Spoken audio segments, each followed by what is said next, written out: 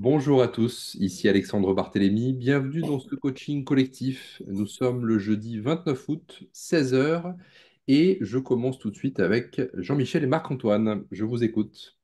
Oui, bonjour, salut à tout le monde. Salut. Donc en fait, c'est pour faire un peu le débrief. On avait échangé juste avant la pause estivale sur un rendez-vous téléphonique, société de transport, où en fait le prix au départ avait été entre 8 et 10 millions et on était arrivé sensiblement à le faire baisser sur 4 millions. Ouais, Donc, OK, jusque-là, donc tout va bien. Donc, bien sûr, on le rappelle quelque temps après pour rester sur un Le, délai qui est assez court, le lendemain. le lendemain, quoi. Euh, et puis donc, C'est le lendemain du coaching, en fait. voilà, le lendemain du coaching. Ouais, c'était quelques jours après, en fait. Et là, scénario complètement différent. C'est-à-dire que du coup, amnésie totale. Donc, il ne se rappelait plus de ce qu'on avait dit. Donc, OK. Donc, il a fallu reprendre un peu le fil, expliquer un peu les éléments. Donc tout ça pour nous dire qu'en fait, non, non, non, lui revenait un peu sur la proposition de base quoi, entre 7 et 8 millions d'euros. Donc bon, ben, on a essayé de comprendre un peu. Bon, on n'a pas donné encore suite hein, pour voir un peu ce qui le motivait pour ça. Mais en fait, cette situation, nous, ça fait plusieurs fois qu'on la rencontre vraiment. Donc, ça veut dire que, par exemple, quand on appelle le cédant, il est au bord du gouffre. Le mec, il a plus envie de vivre, il en peut plus, quoi, tu vois. Donc, jusque-là, c'est normal, hein, c'est sa vie de tous les jours. Donc, Bonjour à tous. hmm, bonjour. pardon? C'est Serge qui disait bonjour. Voilà. Ouais, Ah, salut Serge. Excusez-moi, je suis un peu en salut. retard. C'est rare Donc, en Allemagne d'être en retard, mais là, Donc, c'est un peu une situation qui, effectivement, on a retrouvé, nous, lors de nos différents rendez-vous, Régulièrement, ouais. régulièrement. Donc, ça veut dire qu'on a l'impression, il y a au moins deux éléments. Le premier, soit quand on les appelle, effectivement, on a l'impression que suite à notre appel, on les réveille d'un coup. Ils sont, ça y est, ils sont plus au bout de leur vie, quoi. Ou soit il y a des éléments aussi qui sont peut-être arrivés entre-temps.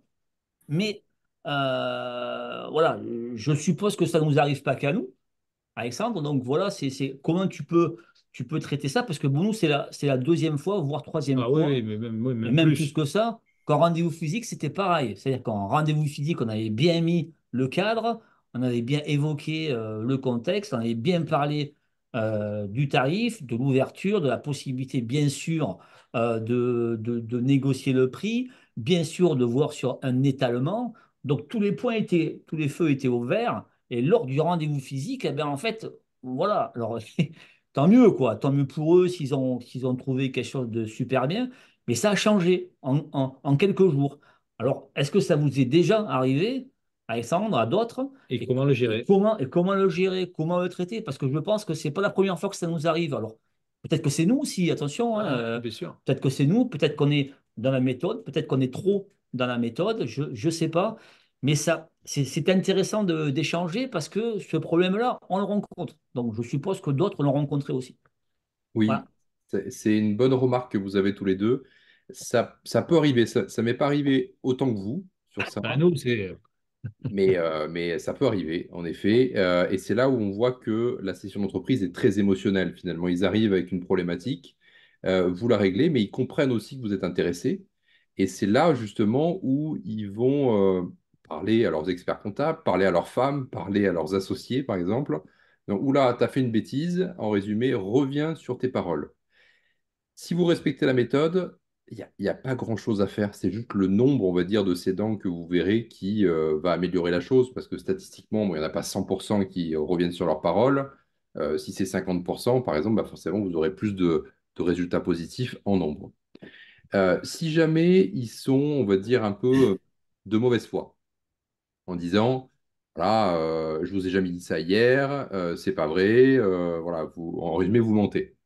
Alors, ça, je pense qu'il faut le dire au début de l'entretien téléphonique, le premier que vous avez avec le cédant, mais tout simplement en disant que l'appel est enregistré, tout simplement pour vos autres associés qui ne sont pas avec vous à ce moment-là. Mhm.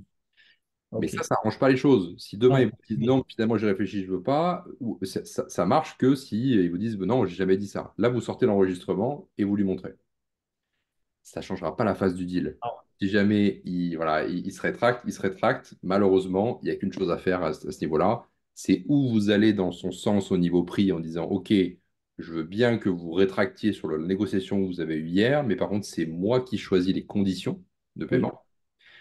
Ou alors, bah, vous connaissez le système, hein, Next, le cédant n'est pas fiable. Vous ne pouvez pas faire des audits et aller plus loin et vous engager sur plusieurs mois de travail avec un cédant qui n'est pas fiable, tout simplement. Ok. Est-ce qu'il y a une façon un peu dramatique de scénariser un peu le premier rendez-vous, quoi? C'est peut-être la question qu'on se pose. Est-ce que dans notre nature, on est trop enthousiaste, quoi, tu vois? Je sais pas, je sais pas. Est-ce qu'il faut se déguiser? Est-ce qu'il faut faire quelque chose, quoi? Euh, je peux vous Non, poser la non, non. question? Ah, pardon. Je pense qu'il faut rester naturel et je pense que vous faites bien les choses. J'ai pas eu accès à vos enregistrements de call, etc. Mais je pense que vous le faites bien. Je pense que juste le fait de tomber de sa chaise au moment du prix, c'est une négociation assez classique et voilà. Je pense qu'il faut pas en rajouter. Non, non, c'est comme ça, c'est le nombre. Voilà. Un Bah, nombre. Ok. Ok. Et pour toi, par rapport à ça, en évoquant le nombre, euh, dans les stats, hein, un peu chez nous, quoi, on va dire, c'est combien de rendez-vous physiques pour vraiment faire une affaire? Je sais que tu peux nous dire c'est variable, on est d'accord. Mais l'expérience que tu as, voilà, pour rester raisonnable, ce serait combien de rendez-vous physiques, à ton avis? combien de rendez-vous physiques? Je dirais entre 10 et 20, raisonnablement. C'est ce que Avec je... des cédants qui sont motivés, où vous avez déjà fait la découverte avant, lors du call, le prix vous paraît intéressant et c'est là où vous faites le rendez-vous physique, entre 10 et 20. Je pense que Ouais. c'est pour un C'est premier deal. c'est ce qu'on pensait, quoi. Là, Voilà. tu parles de rendez-vous téléphonique, hein, pas de rendez-vous physique. Non, Hein. rendez-vous physique. Rendez-vous physique. Non, non. 10 à 20 rendez-vous physiques pour un deal. D'accord. Ouais, rendez-vous physique, ouais, c'est ça. Ok. Moi, je pensais un peu plus court pour être sincère. Je pensais plutôt 15-16, mais ouais, bon, c'est ça, quoi. Ok. Ok. Mais Alexandre, rassure-nous, 10 à 20, c'est pas avec le même cédon, c'est en tout. Non, Avec non, avec plusieurs, des cédants différents, j'espère, bien sûr. parce que sinon ça fait peur. Hein. On veut l'avoir à C'est- l'usure. ouais, mais ça, Ah ouais. après, c'est statistique. Tu peux en faire un de suite, et puis Et après, ouais, tu vois, ouais, le oui. problème, Mm. c'est de tomber sur le bon, quoi. Voilà, c'est ça. Ouais. La Alexandre, loi des grands nombres, ça, c'est Ouais, sûr. c'est ça. j'ai aussi une question. Est-ce qu'il y a peut-être une question de posture à adopter dès le départ ou pas? Parce que ce que disent Jean-Michel Marc- Marc-Antoine. et Marc-Antoine peut quand même porter comment dire, à question, parce que pour t'avoir entendu et vu au téléphone, tu prends une posture euh, et, euh, et en même temps, tu laisses la main à la personne, ou du moins tu as l'impression de lui donner la main. Là, je me pose la question parce que je sais que ça risque de m'arriver aussi. Moi, je choisis une stratégie un petit peu autre parce que en Allemagne, je peux voir quand est-ce que les choses ont été mises en vente. Par exemple, sur le site de la Chambre de commerce. Donc, je décide de commencer par les plus vieux, c'est-à-dire ceux qui sont de 2022, en leur disant, je suis votre seul choix. En plus, j'ai l'accent français, j'ai la tête qui ne va pas, j'ai tout qui va. J'ai tout pour, normalement, ne pas passer le deal, et c'est grâce à ça que je le passerai. Mais je me pose la question, et c'est pour ça d'ailleurs que je ne veux pas vendre en France, enfin acheter en France, quelle est quand même la posture à avoir et la posture en dessous de laquelle il ne faut pas aller. Oui, il y a une posture à avoir et c'est pour ça que si vous reprenez le script du rendez-vous Oui, téléphonique, lors du oui, oui. contact, il y a une petite introduction à respecter. Alors certes, se présenter bien sûr, mais rajouter quelques éléments. Comme quoi, vous avez déjà discuté la semaine dernière avec 10, 15, 20 cédants. En résumé, vous lui faites comprendre que ce n'est pas la seule entreprise que vous étudiez actuellement, mais il y en a nombre d'autres. Et si jamais vous n'arrivez pas au bout avec ce deal-là, vous passez très facilement au suivant, alors que lui ne peut pas, parce qu'il n'y a pas beaucoup d'acquéreurs sur des métiers traditionnels. Il y a aussi, bien sûr, enfin, tout ce qui est dans le script téléphonique, il faut essayer de le dire en même temps que votre proposition, que votre Mhm, présentation. j'entends bien. Ça, c'est important. Pour vraiment qu'il se détache en disant, voilà, si jamais je ne fais pas affaire avec lui, j'aurai peut-être pas une deuxième chance de trouver un acquéreur. Ok. Ok, Merci. merci. Avec plaisir. Jean-Marie, est-ce que tu veux continuer? Je voulais rajouter un point à ce. Est-ce qu'il n'y aurait pas possibilité de signer un document, par exemple, lorsqu'on fait une visite par le biais d'une agence immobilière, on a tout de suite un document montrant qu'on a fait la visite.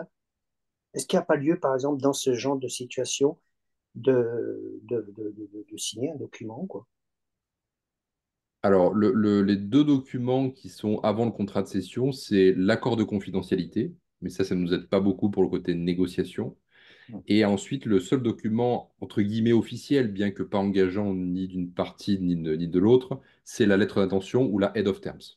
Mm. Et ça, on y arrive un peu plus Plus en tard. aval, on va dire, que de cette première discussion.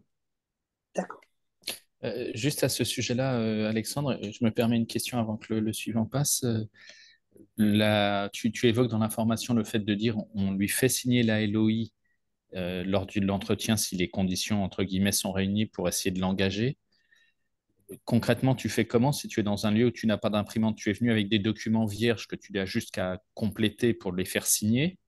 C'est un aspect très pratique, mais tu évoques le fait de dire on se retrouve dans un hall d'hôtel ou quelque chose comme ça quand on n'est pas à proximité. Concrètement, tu fais juste comment? Parce que je ne l'ai pas vu dans l'information, cet aspect très pratique. Alors, en effet, si tu es à ton bureau, bon là, ça pose pas de problème parce que tu es une imprimante, Mm. généralement. Si tu es dans un lobby d'un hôtel, généralement, ce que je fais, j'envoie le document, donc la head of terms, sur l'adresse mail de l'accueil de l'hôtel. Ah d'accord, ok. Et C'est ce que là, je voulais il savoir. l'imprime en double exemplaire. Ok. Et Mais, généralement, bon, si tu restes la journée dans le lobby de l'hôtel et que tu consommes, il n'y a mm. pas de difficulté pour imprimer Ouais, bien sûr. 5 ou 6 pages. Ouais, d'accord. Ok. Et donc, ça veut dire, oui, tu l'as pré-rempli avec le candidat, le cédant en ligne, et après tu l'envoies, tu l'imprimes, et il n'y a plus qu'à le signer. D'accord. C'est ça. En fait, à la limite, tu tires ta chaise à côté du cédant Oui, et tu remplis la LOI avec lui. avec lui. Ouais. Tu prévalides avec lui, est-ce que tout vous paraît conforme en termes de conditions, etc. Est-ce que c'est bien Mhm. ce qu'on a dit tous les deux? Oui, ok. Là, tu l'envoies sur l'adresse mail de l'hôtel et il Ouais. imprime en double exemplaire. Ok, ça marche. C'est Merci. l'idéal, hein, c'est l'idéal, bien sûr. Je sais que c'est pas dans 100% des cas qu'on peut signer une Bien LOI sûr. lors du rendez-vous physique, mais c'est l'idéal. Ouais, Ouais, non, mais c'est au moins d'être prêt à savoir quelle est la solution qu'on retient pour pas être bloqué par un aspect purement pratique, quoi. Ok. c'est ça. Merci. Avec plaisir. Jean-Marie, est-ce que tu voulais continuer? Est-ce que vous Non, souhaitez- oui, je voulais, suite à un dernier message, quels seront les critères pour être éligible à la méthode Maskirovka? Rovska? Maskirovska? Ah, Je le pense que nouveau, c'est un le terme nouveau un peu. programme, c'est ça. Oui, Il n'y a pas forcément de critères, mis à part être déjà membre du Mastermind Buy and Build, ce que tu es déjà, donc il n'y a pas de souci là-dessus. Il faut juste prendre un call avec moi et puis on en discute de manière personnelle. très bien.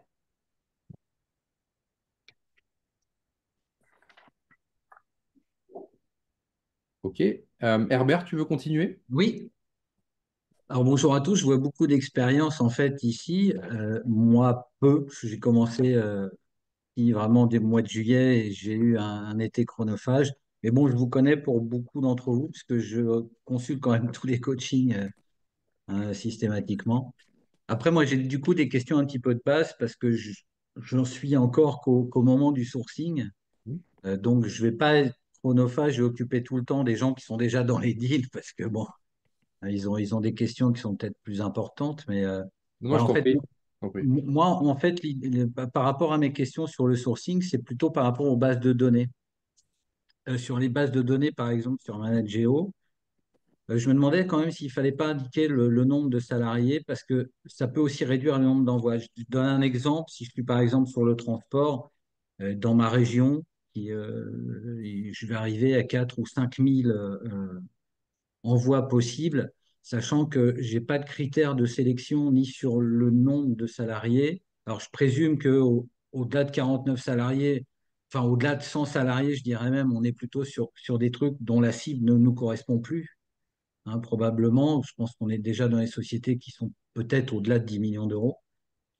Mais du coup, c'est vrai que je me demandais s'il fallait quand même pas l'indiquer parce que, et y compris pour la forme juridique, hein, parce on n'a pas en fait, déjà ça va réduire quand même drastiquement le nombre d'entreprises qui ne nous concernent pas, hein. Alors c'est vrai qu'on ne peut pas par chiffre d'affaires, ça tu l'avais bien expliqué et je l'ai bien vérifié en essayant, mais du coup je me posais quand même cette question à savoir si ça ne serait pas bien. Et aussi, alors, c'est beaucoup de questions, mais il y en aura d'autres. Mais bon, aussi, par rapport, est-ce qu'il existe aussi d'autres sites que Manageo? Parce que si je prends Papers, par exemple, Manageo Papers, c'est vrai on a un truc qui me semble quand même assez intéressant. C'est aussi de pouvoir sélectionner l'âge du cédant. Si j'arrive pas à sélectionner l'âge du cédant, je vais envoyer aussi à des entreprises dont le propriétaire a 40 ans, 45 ans, et probablement on a moins de chances effectivement d'arriver à capter l'attention de quelqu'un qui a 45 ans, hein, que de quelqu'un qui a 65 ans. Voilà, voilà, c'est vraiment Ok. à la base, mais bon. Non, non, mais tu fais bien de poser la question. En effet, le seul moment où on peut rajouter des critères comme l'effectif, par exemple sur Manageo, c'est quand tu as trop de lignes, entre guillemets, par rapport à la campagne que tu veux faire. Ouais, Moi, je conseille de mettre ni critère de chiffre d'affaires, ni critère d'effectif, si jamais ça correspond au nombre d'envois que tu veux faire sur une région donnée et sur un secteur donné. Mais en effet, si tu vois que tu as 15 000 lignes et que tu souhaites faire une campagne de 3 000, mets un critère d'effectif qui est forcément plus fiable que le chiffre d'affaires puisqu'il est oui, relativement déclaré. Donc là, tu peux mettre le critère d'effectif, tout à fait, pour réduire artificiellement le nombre de lignes. Tout à fait. d'accord. Pour répondre à ta question liée à l'âge du cédant, moi, j'aime bien aussi taper assez large.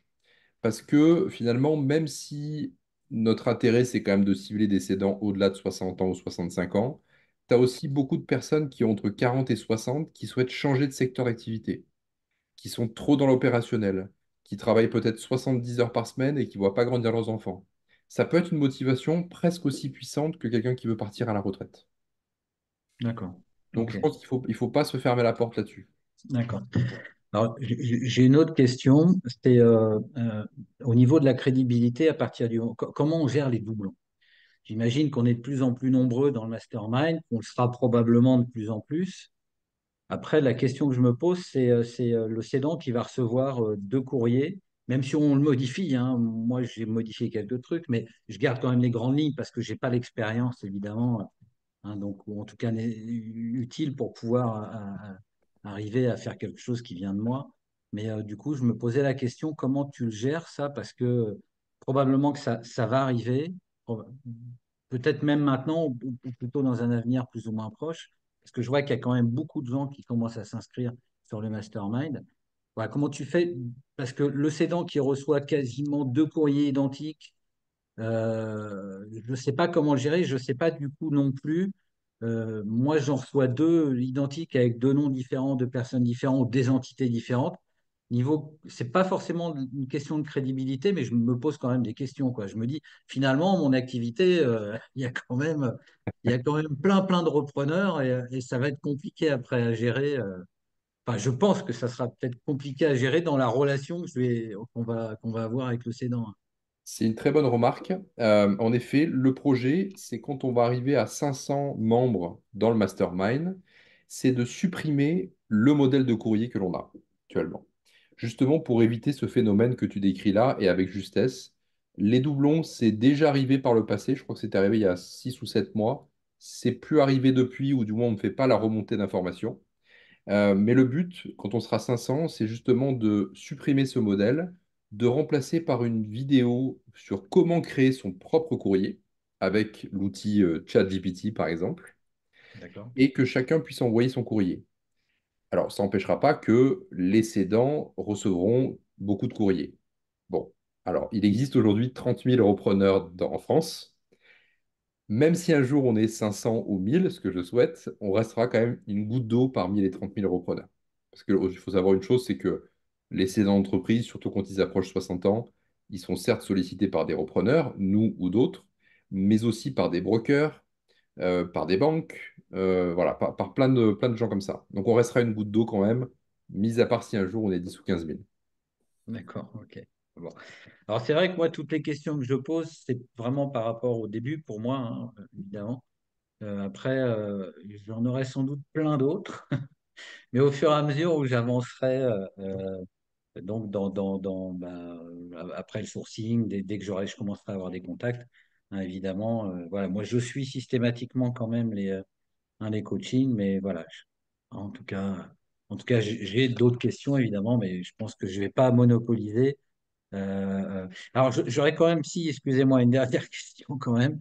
C'est sur le ciblage. Là, c'est important. Alors, moi, je suis du monde de l'immobilier, hein. J'ai eu des agences, que ce soit en gestion, en transaction, enfin bref, et aussi du domaine de l'expertise, mais lié vraiment à l'immobilier et on va dire aux valeurs de l'immobilier, des fonds de commerce, etc.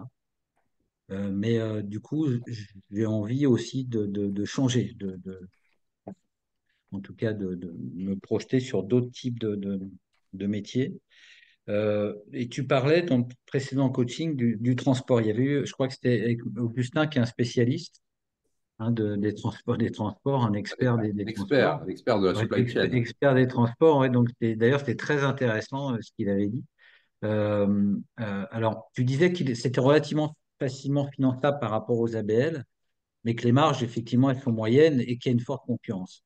Alors, moi, j'ai une question à vos scavos, hein, mais pour toi, euh, quels sont les secteurs porteurs que toi, pour lesquels tu pourrais... Alors, je sais que tu en as plusieurs, pas différents les uns des autres, mais qu'est-ce que tu... Toi, pour toi, les systèmes, enfin, en tout cas, les métiers qui sont les plus porteurs actuellement? Alors, si j'avais à croiser les données en faisant secteur porteur, marge un peu conservée et en même temps facilité de financement, si on croise ces Oui, bien sûr. trois facteurs-là, je dirais, alors le transport, il n'y a pas le critère marge, mais je dirais agroalimentaire et industrie. Ok. Il y a des industries qui sont des industries de niche. Je ne dis pas forcément de la grande série à destination de l'aéronautique, hein. Pas forcément ça ou l'automobile.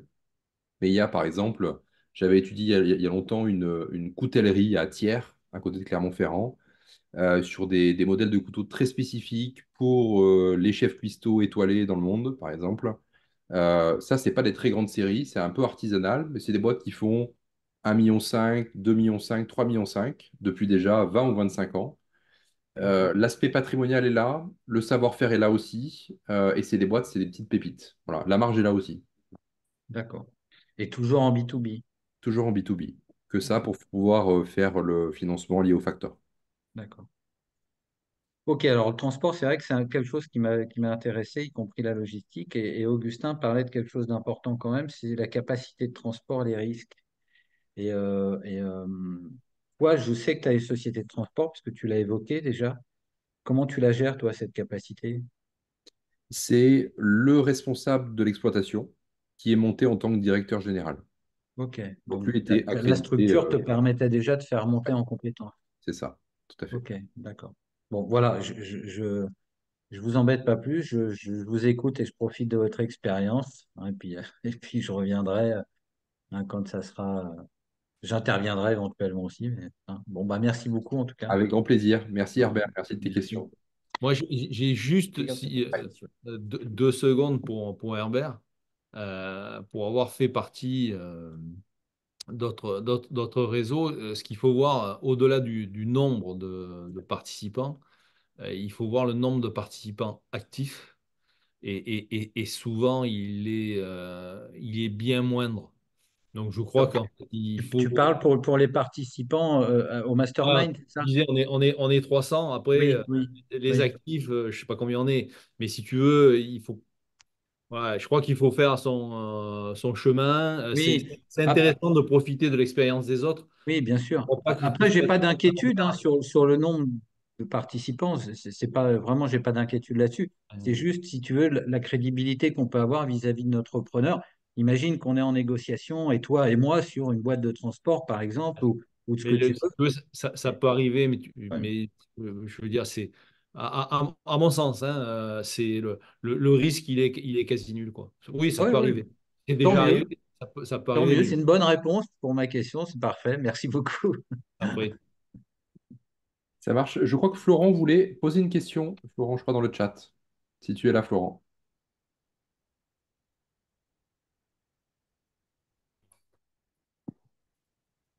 Oui, je suis là, je sais pas si tu m'entends. Ouais, je t'entends, ouais. Nickel. Oui, c'était concernant Facebook Ads.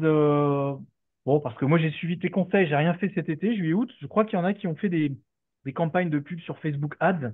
Ouais. Et je voulais avoir leur retour sur le taux de transformation un petit peu. Voilà, voilà, comment ça s'est passé, quoi. Moi je vais attaquer mi-septembre. Je vais attaquer mi-septembre. Ça marche. Qui a fait des pubs Facebook parmi ceux Moi. qui participent? Moi, Ouais. Comment ça s'est passé, peut-être pour Florent? alors Alors, qui parle en premier? vas-y, Jean-Luc. Donc, moi, j'ai fait juin, juillet et août, et j'ai eu exactement les mêmes résultats tous les mois. Donc, Est-ce moi, que j'ai tu peux en investi un parler? budget d'à peu près de 400 euros par mois, et j'ai à peu près entre 15 et 20 retours. Après, aujourd'hui, je commence à me poser des questions quand même par rapport à ça, parce que sur mes Excuse-moi, retours, c'est 15 et 20 j'ai... retours par mois ou sur toute Non, la par campagne? mois. Par mois. D'accord. D'accord. Ok. Hmm. Par contre, j'en ai 80% qui sont ni B2B, ni au chiffre d'affaires souhaité. J'ai énormément de restaurants, d'alimentaires, j'ai Moi quelques aussi, curieux et j'ai j'ai- beaucoup de tout petits, quoi. J'en ai qui m'appellent, ils sont tout seuls, ils font 50 000. Voilà. Alors qu'il y a marqué 1 million minimum, entreprise rentable B2B, on le dit plusieurs fois, etc. J'en ai parfois qui sont pas dans ma région, mais ça, je le comprends mieux. Je sais qu'avec Facebook, il suffit qu'on soit en vacances à un endroit, on peut avoir la pub de l'endroit. Donc ça, il n'y a pas de problème. Et encore, à la limite, ça me dérange pas de changer de secteur si vraiment c'est une super opportunité. Par contre, il y a quand même beaucoup de déchets, faut le voir. Donc après, tu vois, sur tous les mois, j'ai envie d'en avoir, j'ai l'impression que j'en ai deux, trois dans ma cible, en réalité. Et tu l'as fait seul, du coup, Jean-Luc, ou tu t'es fait accompagner? La première fois, j'ai fait seul, Ouais. et là, j'avais l'impression d'avoir fait la meilleure pub. Et c'est celle qui a donné moins de résultats. Et après, je l'ai fait avec d'autres du collectif ici, hein. D'accord. Ok. Où on a fait quelque chose comment dire, un peu moins qualitatif, mais peut-être plus efficace. Ok. Je Tu as pense que des aussi, fois, il faut être un peu plus bourrin et moins dans la finesse. ouais. Tu as aussi Pierre-Ange, tu sais, le prestataire qui s'occupe des pubs Facebook. C'est lui qui s'occupe pour moi des pubs Facebook pour les commandos. Et la dernière fois sur Nantes, on a fait un début juillet, on avait eu, je crois, alors, j'avais fait 5 000 € de budget et j'avais eu quelque chose comme 50 ou 60 retours avec des sociétés qui faisaient, alors pas toutes plus d'1 million d'euros, mais j'avais quand même du 3, 5, 8, 10 millions d'euros quand même dedans.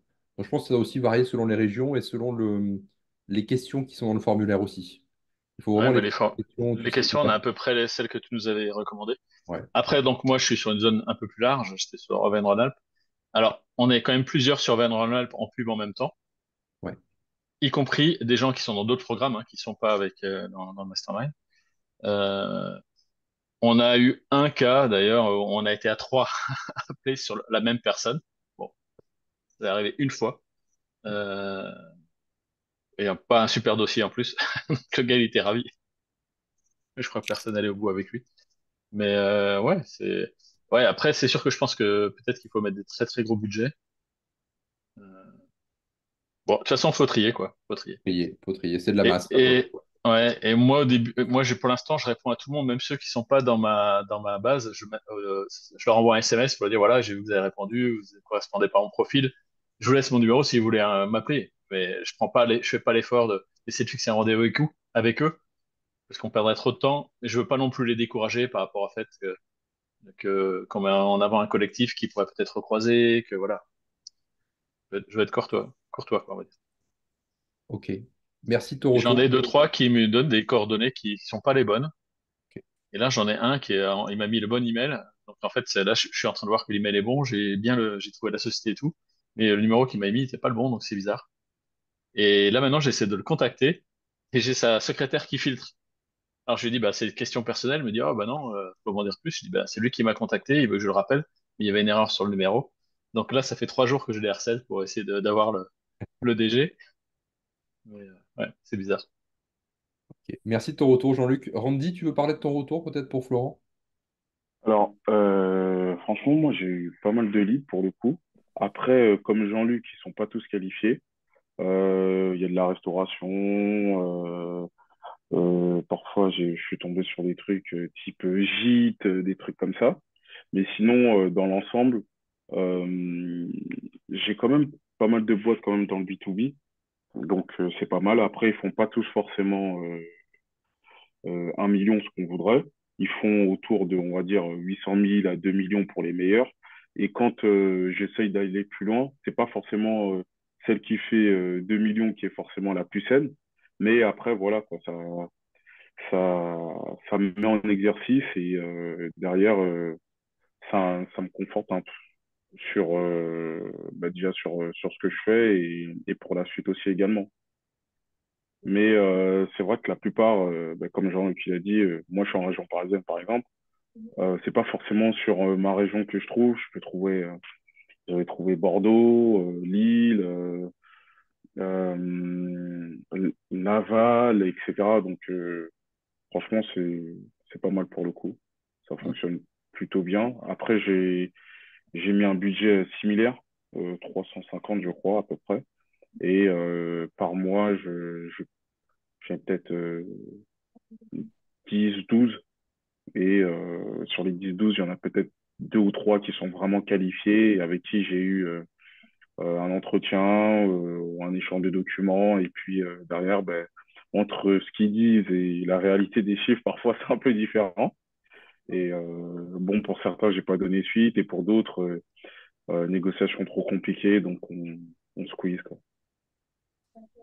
Ok, Donc génial. voilà. Tu le fais tout seul ou tu passes par un prestataire? Ben, je passe tout seul. Au début, c'est vrai que je savais pas trop, mais j'ai regardé.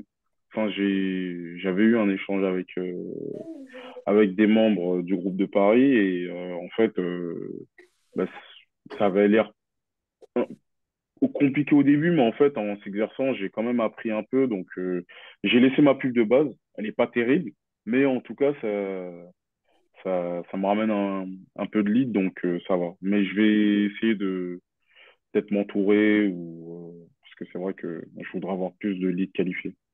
Ok, ok, ok. Donc, tu as, à peu près quoi? 35 euros, ouais, 35, 30-35 euros le formulaire, quoi, Ouais, grossièrement. à peu près, ouais. À Ouais, peu près, ouais. ok, ok.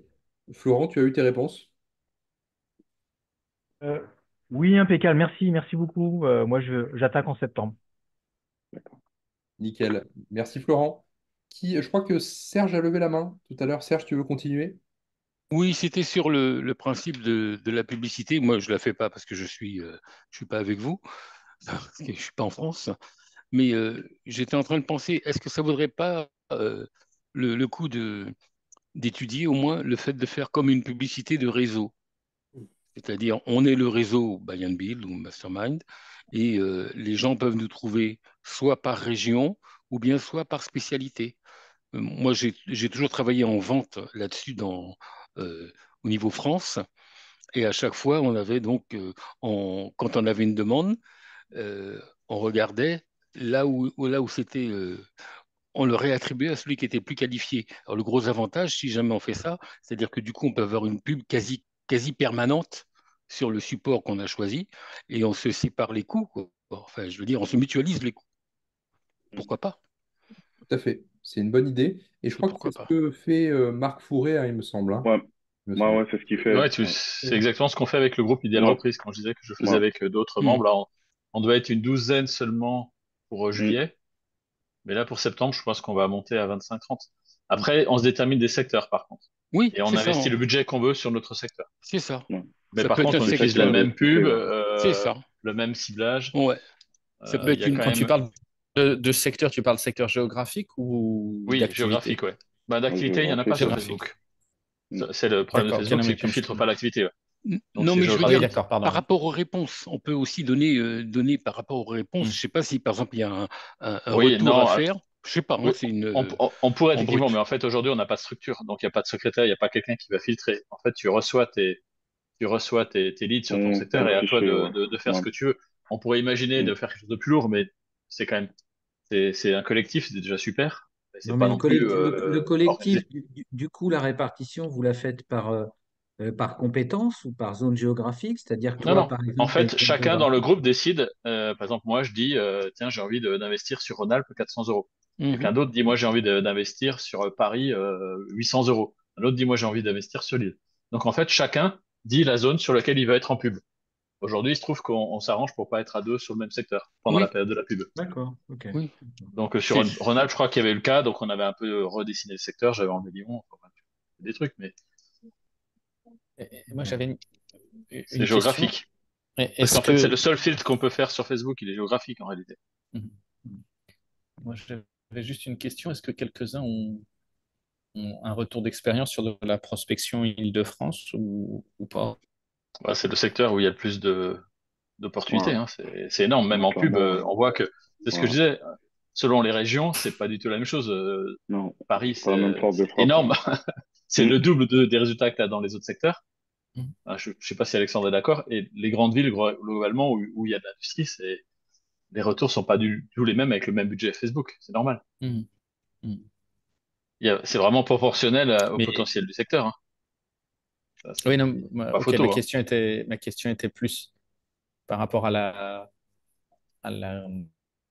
qualité des candidatures qui arrivent, c'est-à-dire effectivement qu'il y ait du déchet Ah partout. Ça, oui. j'imagine que le taux de déchets soit pas le même, parce qu'évidemment les bassins sont pas du tout les mêmes en termes de population, ça bien sûr. Mais c'était plus sur l'aspect du profil des entreprises. Est-ce qu'il y avait une distinction éventuelle sur l'Île-de-France où personne n'a constaté de choses particulières sur Pas l'Île-de-France d'éléments pour le dire. au Mais niveau des sites? j'imagine que c'est comme partout, en fait. Tu as, des petites, des moyennes et des grandes. Je sais pas. Ok. Je ne sais pas si Alexandre, toi, tu as un recul d'expérience sur l'Île-de-France ou des échos Oui, de certains adhérents. oui, oui. Généralement, alors pour avoir aussi prospecté un peu sur l'Île-de-France, puisque sur le premier commando en janvier Mhm. sur l'île, donc on avait quand même sur la publicité Facebook des Parisiens du Nord, on va dire, qui étaient implantés là-bas. Et c'est vrai que généralement, alors c'est pas une vraie stat, mais c'est plus un ressenti, plutôt que les cédants sont plus éduqués au niveau fusion-acquisition et c'est son entreprise. Beaucoup plus que si on va sur des petites villes. Alors c'est bien et pas bien, hein, mais les valos sont plus hautes aussi. Puisqu'ils sont plus éduqués, les valos sont plus hautes aussi. Voilà. J'ai rencontré ce problème-là. Ouais, ouais.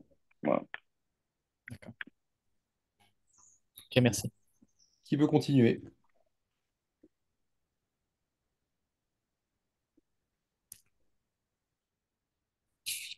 S'il n'y a pas de Je- questions, Alexandre, je me permets une petite question.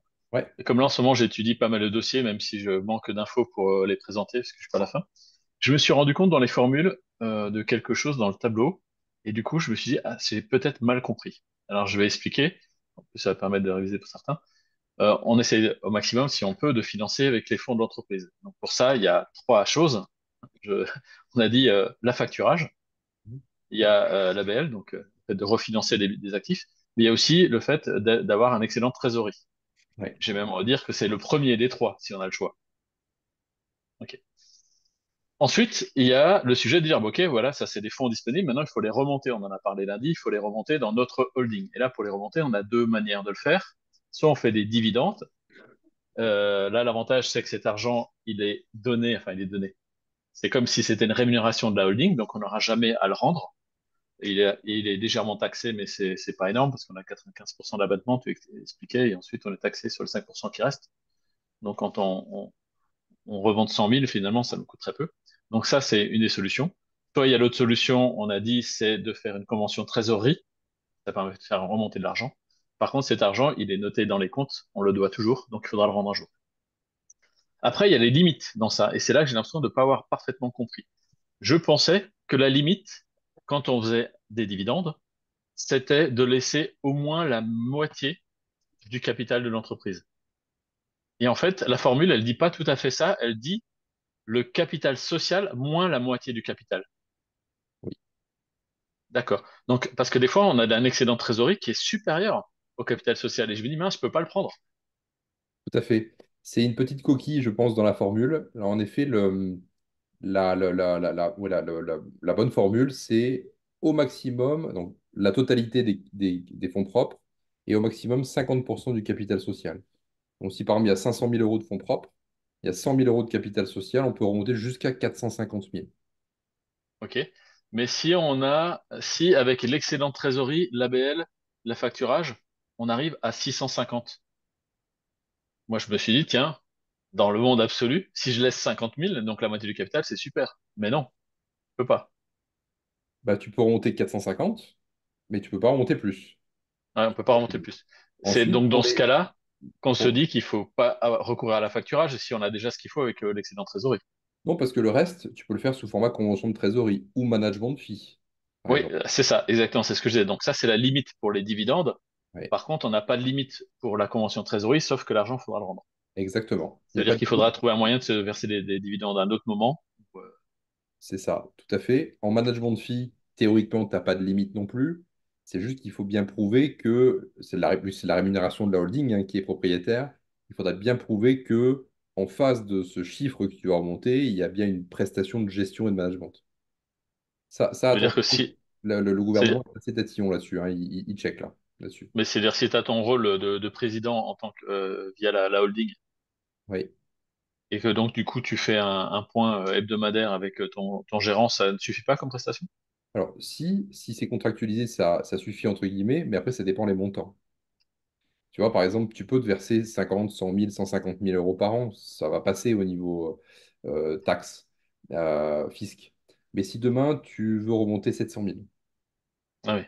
5 jours après la session, tu vois, c'est là où ça va te coincer un peu. Donc, j'ai envie de dire, par ordre de priorité, le mieux, en effet, c'est le dividende, dans la limite des capitaux propres et du capital social. Ça. Ensuite, convention de trésorerie. Et ensuite, management de fee. Attention à bien le justifier. Et attention aussi à la TVA, puisque forcément, on va facturer sur nos holdings au-dessus. Donc, il y aura 20% de TVA supplémentaire à ajouter. Ouais, ouais, ouais. Sachant que le management fees, l'idée quand même de ce qu'on fait, c'est pas de l'utiliser pour le financement, c'est de l'utiliser après pour faire vivre notre holding. Parce que le but, c'est aussi à un moment donné d'être rémunéré de quelque chose. Exactement. Tout à fait. Ok, ouais. Alexandre, Et j'ai en complément de la question d'Augustin là, sur les formules, justement, parce que j'ai commencé à rentrer un certain nombre de données de boîtes, sur la partie affacturage, donc la formule, on est sur le chiffre d'affaires divisé par 365, multiplié soit par 0,7, soit par 0,8, selon qu'on est en grand compte ou pas. Et dans la formule, on remultiplie encore par 0,7. Il correspond à quoi ce fois 0,7, le deuxième fois 0,7? Je pense que c'est aussi une coquille. Je pense. Si D'accord. vous voulez le modifier, ça reste toujours 70% du montant des créances clients. Alors ça, c'est une autre formule. Mais c'est pas ça la formule, en fait. C'est pas celle-là la formule? Non, effectivement, parce que à un moment donné, tu rentres les créances clients, donc la formule pourrait être effectivement 70 ou 80% des créances clients. Dans la formule, c'est chiffre d'affaires divisé par 365 fois 0,7 ou 0,8 et à nouveau fois 0,7. C'est pour ça que je comprenais, multiplié évidemment par le nombre de jours de, de, de, de- de- de délai de paiement. Ah, ça, c'est pour calculer le délai de paiement client, peut-être. C'est pas Non, pour c'est sur la calculer le montant de la partie, facture. sur le montant. Quand tu regardes la formule qui est dans la case montant possible ouais, en termes de factoring, Ouais. il y a un 2 fois 0,7 ou un fois 0,8 fois 0,7. Et le deuxième, je pense effectivement que c'était une coquille, mais alors moi j'avais le doute aussi mais je me demandais si c'était parce qu'en théorie, pareil, peut-être comment ça exprès. fonctionne, Alexandre? On peut pas avoir un affacturage sur son chiffre d'affaires total de l'année, vu que on a les factures tous les mois. Oui, c'est au mensuel. Alors attends, là, Donc c'est au mensuel, ouais. j'ai repris le tableau d'analyse financière fois 0,8 divisé par 365, en effet, fois C25 fois 0,7. Ouais, je pense qu'il y a une coquille. C'est à D'accord. chaque fois, ouais, c'est le montant du poste client fois en effet 0,7 ou 0,8. Donc c'est la case qui est un peu au-dessus qui s'appelle créance client. Ouais, c'est ça. D'accord. C'est la Oui, oui, case Ouais, c'est la T23. C26, ouais. Euh, mais c'est mais donc, important ouais, parce que ça change. Forcément, si on laisse la formule, on arrive à des chiffres Ouais, qui sont déconnants. c'est ça. Ok. mais ce qui est étonnant, c'est que pareil, il a été mis les deux fois dans la formule de 0,7. Oui, t'as raison.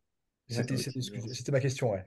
C'est peut-être pas mal si on peut le rediffuser avec la ouais, correction, si c'est possible, ouais. peut-être de la coquille. Je vais essayer de. C'est Caroline Parce qui que je avait fait pense cette que là. Je vais Ouais. essayer Parce qu'il y avait cette coquille et il y en avait une autre qu'on avait déjà repérée, donc moi je l'ai corrigé sur mon fichier de base, qui était le cache cible qu'on peut remonter le jour 1. Donc dans le tableau du montage possible, c'était la cache cible au lieu de cache cible jour 1. Donc ça tenait pas compte de cette limite de capital social, etc. C'est ça, c'est Donc, le financement mais possible si c'est en possible de. capital propre. Ouais. ça, c'était une petite correction. Par contre, ce qu'on a vu avant tout à l'heure, enfin ce qu'on a vu Alexandre, là, entre la différence entre le dividende, où effectivement on a une limitation, et la convention de trésorerie, on n'en a pas, c'est vrai que je pense que dans la formule, c'est plus juste de se limiter au cash mobilisable le jour 1 en dividende. Parce qu'après, de faire une convention de trésorerie, j'ai envie de dire, c'est quelque chose encore en plus. Ouais. Ou alors ça demande des tableaux à 50 étages. Mais tu l'as là. Tu as une ligne, c'est marqué financement possible jour 1 en fonction des capitaux propres. Ouais. Si on corrige la petite formule et qu'on met Donc là, 50. pour moi, ouais, donc là, il y a une correction de formule, mais tu regardes après dans la cellule donc C51, Oui. cash de la cible mobilisable avec remontée de dividende. Ah oui, d'accord. Tu Ok. vois là, il allait voir la mauvaise colonne, celle où on n'avait pas encore la limitation en fonction du capital. Ah oui, il faut prendre la C38 plutôt que la C35. Ouais, Ouais, c'est ça. Je sais plus moi c'est quoi j'ai chez moi, mais moi j'ai mis C38, ouais, c'est ça. ouais, ok. Je suis désolé, je vais devoir vous quitter, mais je suis preneur s'il y a une mise à jour du tableau pour que le moment venu, on soit pas piégé par. Parfait. Je mettrai Mais la tu te mise rends à pas jour compte, nous on a 15 tableaux pour à revoir en arrière. Merci en tous les cas. Mais Donc, c'est un super outil, mais il y a beaucoup de choses dedans, hein, parce qu'après ça descend encore, les choses qui y a en dessous, Alexandre. Waouh. Il y en a certaines, j'ai mis du temps à les comprendre. c'est tout le format On est earn-out, d'accord ouais. Ouais. que l'affacturage, c'est 70% des créances, 70 ou 80% des créances clients. Ouais, C'est ça, hein? c'est ça. Ok, merci. Mais sauf qu'on peut pas le monter en une seule fois. Ça serait quelque chose qu'on peut monter tous les mois. Donc c'est là où je me dis comment on l'utilise quand même. Il faut justement, en effet, voir directement avec le facteur après derrière pour vraiment préciser la chose. Euh, Généralement, ouais, de toute façon, ça dépend. S'il y a un délai de paiement client de 30 jours, bah, c'est un mois de chiffre d'affaires, hein, concrètement, de l'entreprise. Si c'est 60 jours, c'est 2 mois de chiffre d'affaires de l'entreprise. Ouais, ouais.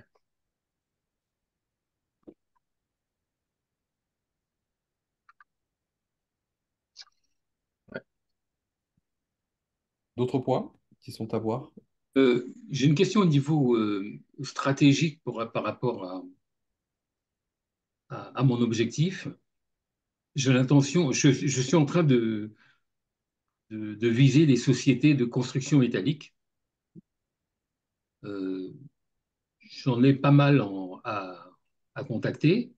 Mon petit problème, enfin, ma question, c'est est-ce que je risque pas de créer un embouteillage avec des sociétés de construction métallique quasiment uniquement, parce que c'est quasiment l'activité chez moi. Est-ce que si par exemple, on va dire que j'en achète un tiers sur une trentaine, est-ce que je risque pas de créer un embouteillage chez moi et est-ce que du coup mes, comment dire, mes holdings, est-ce que je ne devrais pas les reséparer en spécialité par rapport aux sociétés? Parce que Donc, du coup, ouais. je ne vois pas comment je vais revendre trois ou cinq entreprises à un investisseur alors que j'en ai encore 25 derrière. Quand tu dis embouteillage, ça veut dire quoi pour toi? Ben, ça veut dire que toutes les entreprises sont dans la même catégorie, dans le même secteur. Pas forcément. Et géographiquement, elles sont loin de 250 km maximum, de l'extrême à l'autre. Donc je me demande si je ne fais que ça, enfin si je ne fais que ça, c'est-à-dire si je reste que dans ce domaine qui est le domaine le plus important chez moi, est-ce que du coup, je risque pas de me tirer une balle dans le pied à terme? Alors non, justement, c'est la stratégie buy and build. C'est de ça dont on parle. Et le Mhm. but, c'est en effet si c'est ta stratégie, c'est d'agglomérer plusieurs sociétés du même secteur d'activité, même si elles sont 20, 30, 50, 300, Et au sein concurrentes d'une même. holding. Comment? Et potentiellement concurrentes entre elles. Et potentiellement concurrentes entre elles. C'est là justement où tu vas créer une stratégie buy and build, et c'est là où tu vas non pas revendre les sociétés au détail à un investisseur si tu Oui, souhaites oui, revendre le groupe un jour, mais revendre la holding. Et c'est là où les multiples vont décoller pour toi. Parce que en fait, la création de la richesse vient pas forcément des managements de fees et des dividendes complètement, oui. à prendre. Ça va être la valorisation de ton groupe.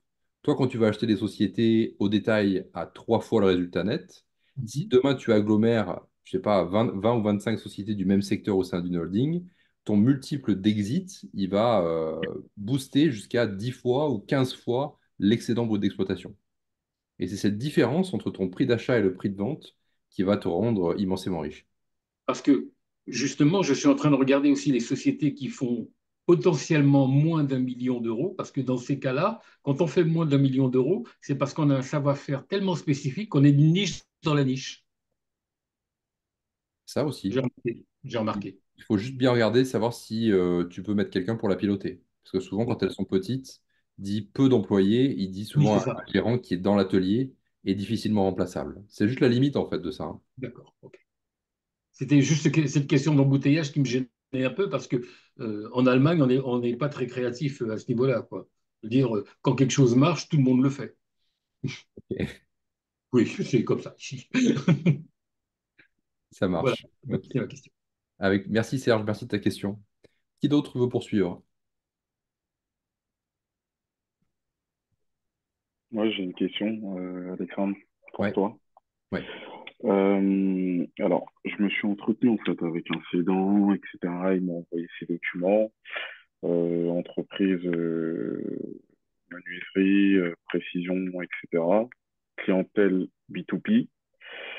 Il est, enfin, il est d'accord sur tout ce qui est structuration de deal, à savoir crédit vendeur, earn-out, parce que lui, il a racheté la société via un LBO.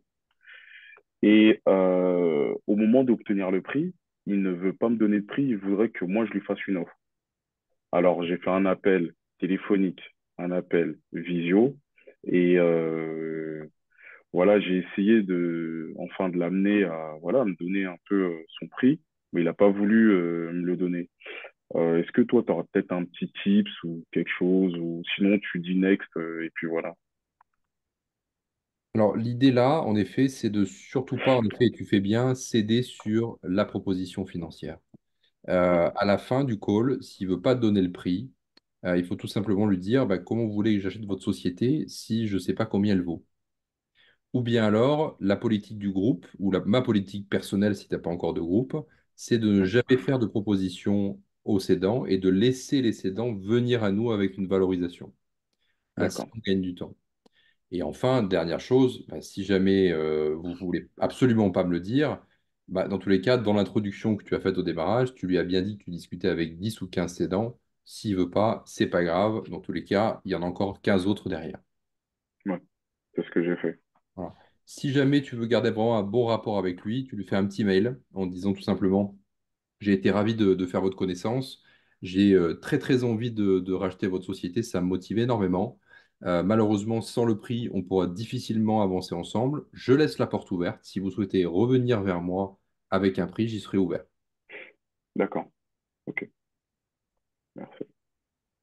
Avec plaisir. Et j'ai une autre question, toujours cette même boîte. Sachant que elle a un LBO, c'est-à-dire la dette senior est sur la holding du groupe, Hmm. et là, en fait, il vend sa cible. Est-ce que ça constitue une dette pour la cible? Non. Non, non, la Non? dette est logée. Si c'est un format LBO, la dette est senior et elle est D'accord, logée sur la holding au-dessus. Donc, ok, la société cible n'enregistre pas de dette liée à ça. d'accord. C'est la seule question que j'avais. Ça marche. Merci Randy. Merci de tes Merci à toi. questions. Alors, moi, Ouais. j'avais une question. En fait, sur le coaching de lundi, il y avait un exemple avec deux jeunes, je ne sais plus comment ils s'appelaient, c'est un couple, donc où ils avaient effectivement 1,3 million de trésor. La société devait faire, je crois, 700 000 euros ou 800 000 euros de chiffre d'affaires, je m'en rappelle plus très bien. Donc, c'est une société qui broyait du verre et qui revendait son verre à Veolia ou une société qui après le transforme. J'avais quand même une question sur le principe. Effectivement, tu leur avais expliqué que l'idée, c'était de renégocier la trésor, évidemment, enfin, en tout cas, de reprendre une partie de la trésor à hauteur d'à peu près 300 000 euros. Mais comment tu fais avec un cédant qui a 1 300 000 euros de trésor? Quel effet de levier tu fais pour le convaincre, en fait, d'accepter une trésor qui est plus importante que le prix de cession? Alors, la trésor, normalement, se paye. Elle est pas donnée gratuitement. Normalement, une trésor, c'est 1 euro pour 1 euro. Ah oui, c'est Le ça. trésor net des dettes, hein, j'entends. Parce que là, je crois que Oui, de oui, bien sûr. Oui, bien sûr. dette, mais il y avait 39 000 euros de dettes, je crois. Donc, on va dire Oui, il une n'y avait rien trésor comme net, dette. 1,3. Voilà. Donc la Trésor, c'est pour ça que la Valo, si tu te rappelles du partage d'écran qu'il y avait sur ce deal-là, Oui, la Valo était de 1 689 000 de mémoire ouais, c'est ça, ouais. lundi À dernier, peu près, ouais. avec un multiple de 3. Bon là, en l'occurrence, ils avaient négocié un prix plus bas, mais sans inclure la trésorerie. Normalement, tu la payes avec, et normalement, ça rentre dans la formule de valorisation, et les experts comptables sont d'accord avec ça. Donc, dans l'absolu, dans cet exemple-là, le prix de rachat, ça aurait été les 700 000 qu'ils avaient négociés, plus le montant de la trésor. Exactement, ce qui nous ferait... Ah non, peut-être pas, ça nous ferait 2 millions à Eh ce oui, moment-là. Non, non, la vraie valorisation, s'il fallait tout renégocier et parler d'une... Parce que je crois qu'il voulait vendre uniquement son fonds de commerce et garder la oui, trésor. oui, oui, oui. Ouais, mais La vraie bon, valo de la boîte, elle est de 1 689 000, trésorerie comprise. d'accord, ok, ok, d'accord, très bien. Merci. Avec plaisir. Je vois qu'il y a Jean-Marie qui lève la main. Jean-Marie, tu veux continuer? Ah, je crois que tu es en muet, Jean-Marie. Moi, je lis sur les lèvres, si ça peut aider. Il faut juste que tu actives ton micro, Jean-Marie. Moi. Oui, excusez-moi. Je voulais dire si on pouvait mettre la photo de la personne qui s'exprime à chaque fois, parce il y en a qui n'ont pas de caméra. Euh, Par exemple, je ne sais pas si c'est Randy ou... Voilà. Voilà, donc ça c'est une. Ensuite, je voulais savoir au niveau de si dans la communauté on connaîtrait capitaine, euh, comment dire, reprendre pour mieux entreprendre. Est-ce que je peux avoir des informations sur sur ce groupe? J'estime que ça doit être un groupe. Parce que moi, je suis en phase de recherche depuis, comme j'ai annoncé hier soir ou même ce matin, j'ai lancé ma campagne donc d'information. Moi, je suis un novice. Je suis rentré là depuis le 1er août ou vers le 1er août. Donc, je pense que le mieux, avant tout, c'est de s'informer de tout ce qu'il y a autour de nous. C'est ce que j'appelle sur ma route ou sur mon chemin, sur mon parcours de combattant. Voilà. Donc, la question, c'était connaissez-vous donc Captain Moi, ça me dit rien. Je sais du- pas du- si quelqu'un connaît. et pourtant c'est sur LinkedIn. Ah, je connais Ouais, pas.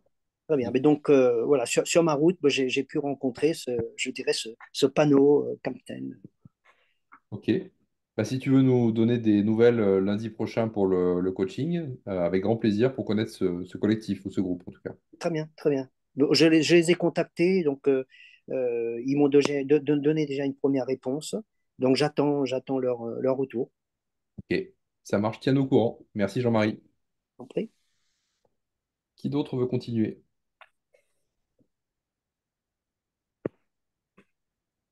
Ah bah il y a Florian et Manon justement que je vois là.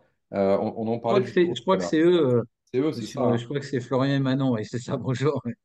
Donc Bonjour. l'exemple que j'ai repris sur les 1,3 million, ouais, c'est ça, ouais, c'est C'est ça. ça. Florian et Manon, est-ce que vous voulez nous donner des nouvelles de votre deal, justement, si vous nous entendez? Bonjour. Ouais, bonjour Alexandre, bonjour à tous, vous Bonjour. m'entendez? Bonjour. C'est bon, vous entendez? Ouais, ouais, nickel. Nickel. Bah, sur le deal qu'on avait présenté lundi, on attend toujours Mm. le retour du cédant, Ouais. savoir si effectivement il est OK pour les parts sociales.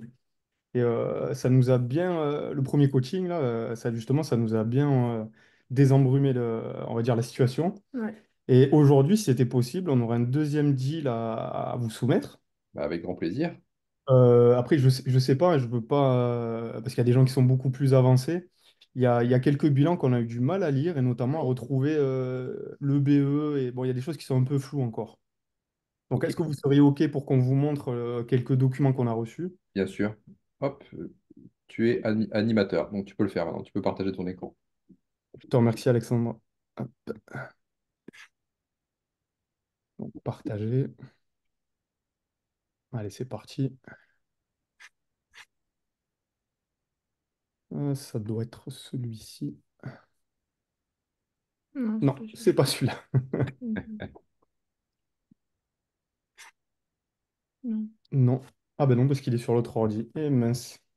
Ah Bon, oui. désolé, les aléas du direct. Ouais.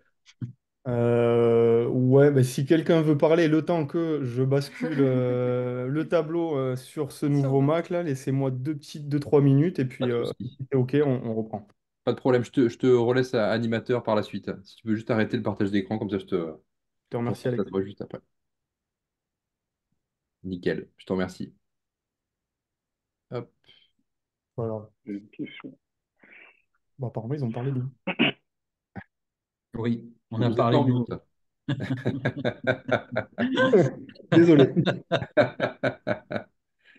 J'ai une Jean-Luc. question, Alexandre. Oui, pardon. Vas-y. Euh, Est-ce que tu as déjà eu un deal avec des personnes qui travaillent en profession libérale, type cabinet d'avocat, type, hum, je peux dire, notaire ou cabinet d'expertise comptable, ou etc. Tu veux dire en vue d'un rachat de ces entités-là? Oui, envie d'un rachat, oui. Non, non, non, jamais. En plus, c'est des métiers qui sont réglementés, comme tu le sais. Donc, c'est Mhm, assez difficile à faire, mis à part pour ceux de la profession en elle-même.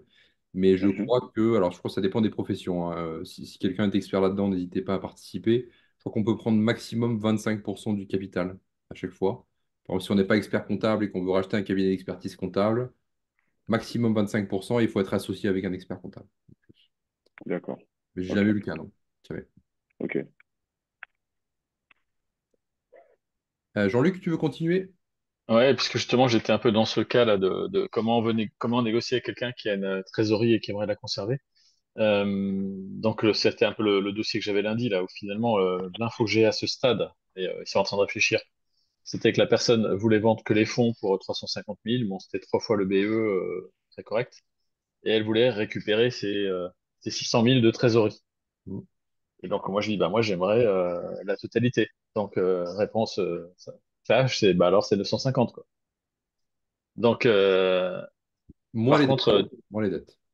ouais, mais ça venait au même, hein. Elle a rien en dette. Elle a pratiquement que du leasing. Donc, mais pour l'instant, ce que je dis, c'est que je la fais réfléchir et je vais faire un peu durer parce que ce que je comprends, c'est que pour l'instant, la personne pour acheter la boîte. Donc, elle aimerait bien partir avant la fin de l'année parce que son mari a vendu sa boîte qui est 4 fois ou 5 fois plus grosse, donc ça a été fait. Et elle aimerait vendre aussi parce que tous les deux, comme projet, de vivre au bord du lac de Genève. Donc, je me dis, ben, globalement, moi, ce que j'aimerais, c'est acheter à 650 000 avec la trésor, quoi. Bah là, Donc, elle pourrait dire, j'ai pas vraiment d'intérêt, sauf qu'elle sauve sa boîte. bah, en fait, tout est histoire de négociation en fait, à ce niveau-là. Comme tu l'as vu dans la technique de négo, on reste très sur l'émotionnel et on rentre pas dans les formules de valorisation. Ouais. Nous, on sait que si la trésor est incluse, la vraie valo, c'est en effet 950, on le sait. Mais si on réagit de manière très, oui, on va dire, sans rentrer dans les formules de valorisation et qu'on fait un peu le théâtre, tu sais, avec etc., tu devrais pouvoir descendre le prix de manière artificielle sans tabler sur une formule Hmm. de valorisation.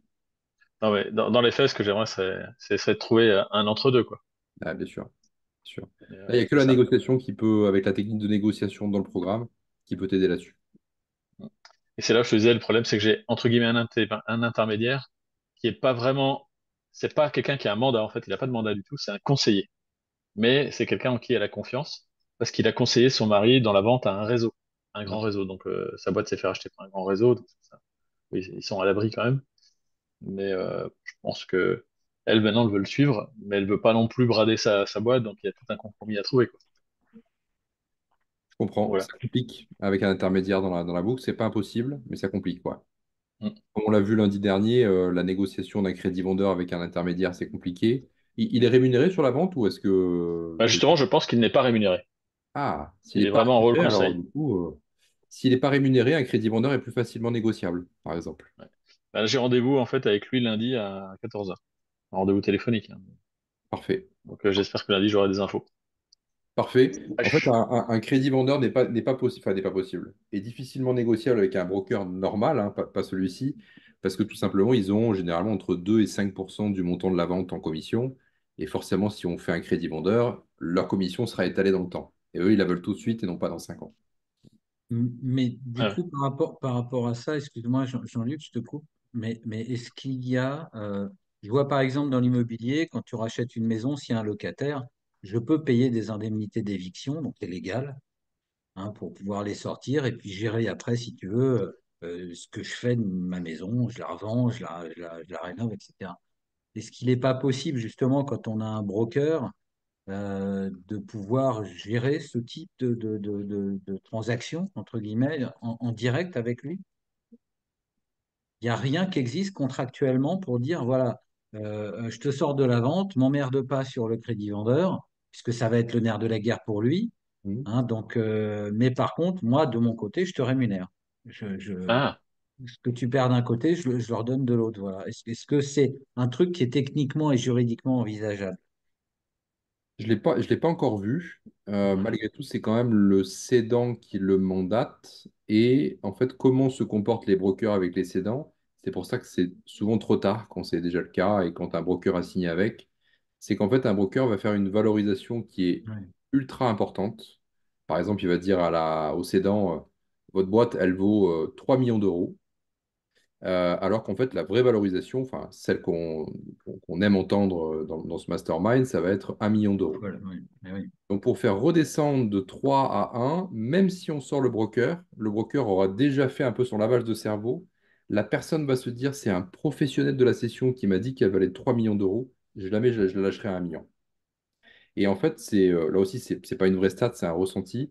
Mais entre le moment où un broker a dit ça, même si au bout d'un moment il arrive en fin de mandat et qu'il disparaît, et au moment où la personne recouvre un semblant de raison sur une valo raisonnable, il va s'écouler 3 à 5 ans.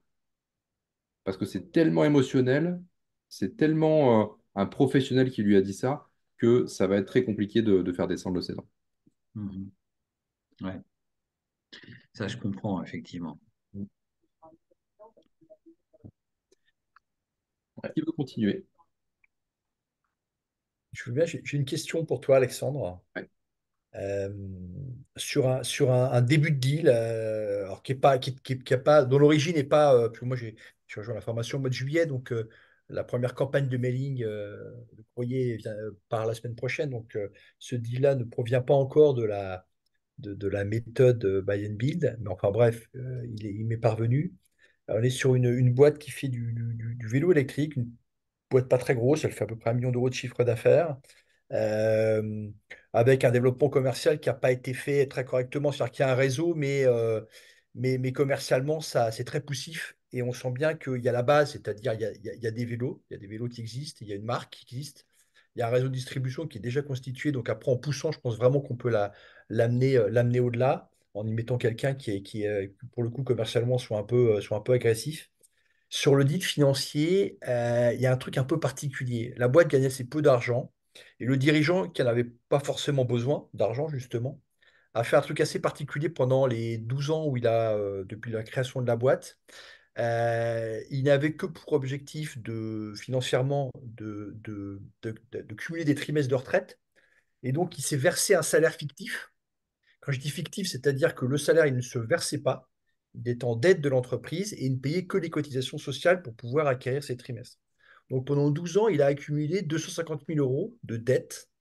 La boîte a 250 000 euros de dette vers son actionnaire salarié qui était en l'occurrence le cédant. Un compte courant d'associé. Ouais. Ouais. Ah non, c'est Et- l'inverse. C'est un compte courant débiteur. ouais, c'est ça, c'est une dette. Alors, j'avoue, je ne connaissais pas c'est un peu original comme truc parce que se verser un salaire qu'on ne se verse pas, c'est comme un peu verser des cotisations sur un salaire qu'on ne se verse pas, c'est quand même un peu le monde à l'envers. Mais bon, l'objectif était de cumuler des trimestres de retraite, ce qu'il a fait, et il avait par ailleurs d'autres sources de revenus, donc bon, peu importe. Et donc on se retrouve dans une situation où la boîte, finalement, avec ses 250 000 euros de dette, si je reprends l'ensemble des titres, eh ben, je reprends aussi forcément cette dette, qui est, à mon avis, presque supérieure à la valeur de la boîte. Donc, en gros, ça voudrait dire ta boîte, je la prends à zéro, voire même à zéro moins. Il faudrait que tu me donnes de l'argent, faut que tu me donnes un peu d'argent pour que la boîte puisse te rembourser des 250 000 euros. Donc, et un peu psychologiquement, dans la négo, c'est un peu compliqué de dire bah, en fait, ta boîte, je pense qu'elle non seulement elle vaut même moins que rien, moins que zéro, parce qu'il y a ces 250 000 de dette. Voilà. Donc, j'aimerais un peu ton conseil plus sur l'approche psychologique de la négo. Là, en effet, c'est un cas très particulier. Typiquement, bah, en fait, c'est la société a un compte courant d'associé, en effet, doit de l'argent en fait à Ouais, son associé, hein, clairement. Donc, ça apparaît clairement en dette. Tu l'as vu, tu as dû le voir dans le bilan. ouais, L'idée, ça serait peut-être de séparer psychologiquement la dette de la valeur d'entreprise. Comment on fait? Alors, comme tu le sais, dans la LOI, on précise que tout compte courant d'associé devront être abandonnés. mm, Sur cette phrase-là, on peut tout à fait coller une valeur normale. En fait, tu vas retirer en fait, dire, cette dette de l'équation de la valorisation et proposer une valorisation normale, comme s'il n'y avait pas de dette, comme s'il n'y avait pas ces 250 000 euros. ouais, Sauf que dans la LOI, tu vas bien préciser que tout compte courant d'associé doit être abandonné. ok. C'est la seule solution que je vois. Après, il n'y en a pas 36, hein, je pense pas. Ouais, mais sauf que faut que je vérifie que cette dette, elle est bien en compte courant d'associé. Je pense. Normalement, si elle est sous les emprunts et dettes bancaires, en dettes diverses, si tu as les détails des comptes, ça doit mettre marqué compte courant d'associé, à mon avis. Ouais, donc Vu que c'est en la gros, société en fait qui ça doit de vaut bien l'argent. un Ouais, bon. c'est Ouais, quelque chose qui est pas, qui existe, hein, qui est même conseillé par les comptables quand on démarre une activité et que au début on ne génère pas assez de chiffre d'affaires pour te rémunérer. Les comptables ont tendance à te conseiller, si tu peux déjà payer des charges, de ouais, faire comme ça. Comme ouais. ça, effectivement, tu as quand même tes trimestres et l'entreprise te doit de l'argent, c'est-à-dire que elle te le versera quand il faudra. Donc, c'est pas vraiment un problème, c'est du compte courant d'associé que tu fais. Sauf qu'en théorie, t'es pas censé faire ça pendant 12 ans. C'est là où son entreprise perd de la valeur en réalité, parce que ça veut dire qu'elle n'est pas capable de dégager le salaire du dirigeant. Donc, tu as raison, elle vaut nettement moins. Ouais, d'accord. Ok, non, mais bien compris, Alexandre.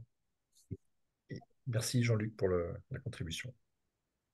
Florian et Manon, est-ce que vous voulez continuer? C'est bon pour vous? Allez, oui, parfait. Merci. Super. Je vous remets animateur. Hop, Attends. yes, c'est bon.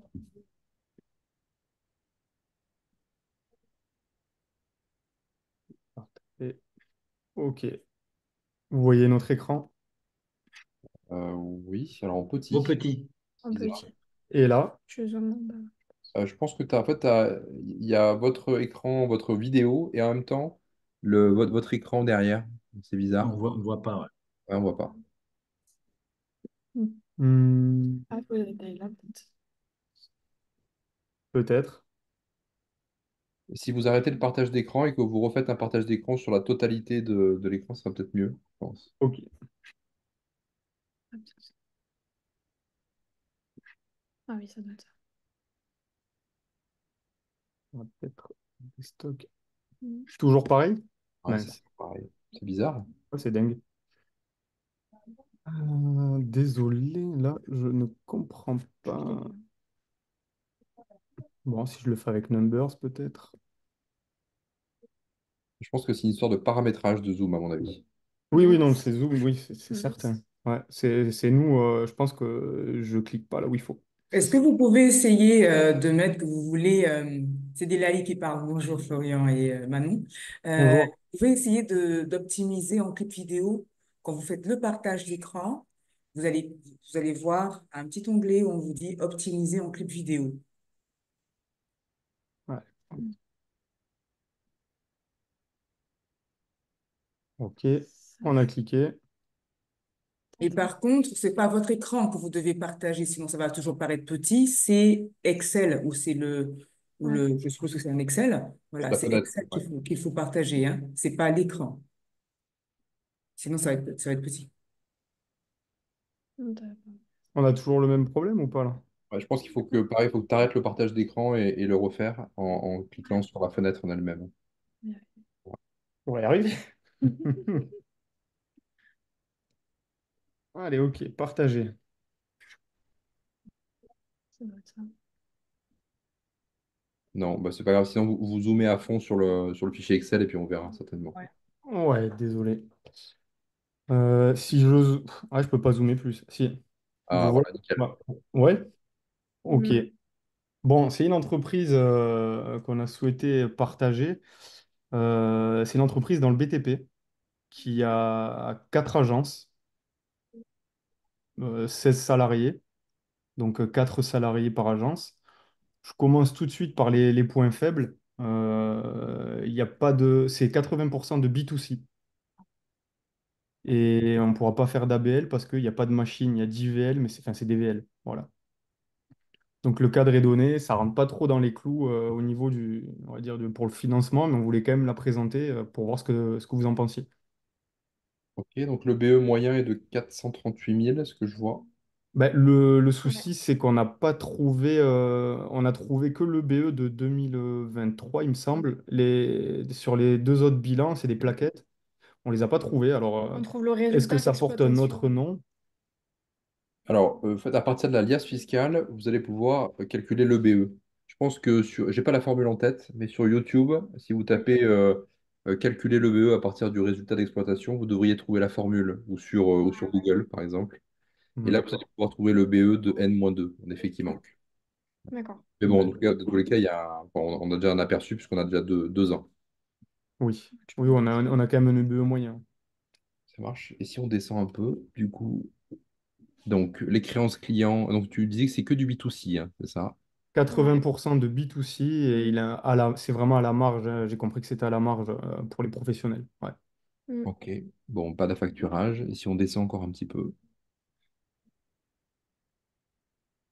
ok, 657 000 de trésorerie. Alors, c'est là où on n'est pas sûr, parce qu'on a ces comptes. Sur ces comptes, effectivement, il y a 650 000 au mois de juillet. Par contre, sur le bilan, si on regarde, si je ne me trompe pas, c'est les disponibilités. Il me semble qu'on est à 2 millions. Ah bah c'est la ligne disponibilité alors. La ligne disponibilité, Ouais. c'est Ah ça. ouais, disponibilité. Normalement, en dessous, alors, il peut y avoir des valeurs, des VMP, donc des valeurs mobilières de placement, Oui, il n'y qui en a sont pas. notées à la trésorerie. On a regardé. Là, on n'en a pas, ouais. Bon, bah, juste ligne disponibilité alors. De la dernière année, si vous avez le dernier relevé de banque, vous mettez la trésorerie du dernier relevé de banque, sinon du dernier bilan. D'accord. Mm. D'accord, ok. Ouais, Ouais. c'est là où on ne Oui, savait pas. mais Alexandre, la disponibilité, forcément, elle n'est pas à la bonne date. Elle est à la clôture, donc elle va être au mois de décembre. Ils ont raison, effectivement. Ils doivent prendre ce qu'ils voient sur les relevés de compte, Sur les qui comptes. correspond à Bah, la réalité du dernier mois. oui, si vous voyez 650 sur le relevé de compte, le Ouais. dernier relevé de compte, il faut prendre ça, en effet. Mais C'est ce par qu'on contre, a. il y a peut-être plusieurs banques. Il y a peut-être plusieurs banques aussi. Mm. Parce que la différence, elle est énorme quand même. Ah bah Ou oui. alors il a de la saisonnalité dans Euh, son activité. Ouais. Ouais, ouais. ou alors effectivement, il y a une grosse baisse d'activité. Ouais. Mm. Ou, C'est ou un vrai que moi, dividende. plutôt que de demander les 3 derniers relevés, donc les 3 derniers mois, je demande 3 trimestres différents. Enfin, 4 trimestres Oui. différents. Le dernier, 3 mois avant, Même, pour voir s'il y ouais, a de la Mais saisonnalité. mais depuis après, janvier, finissant au 31 décembre. Ouais.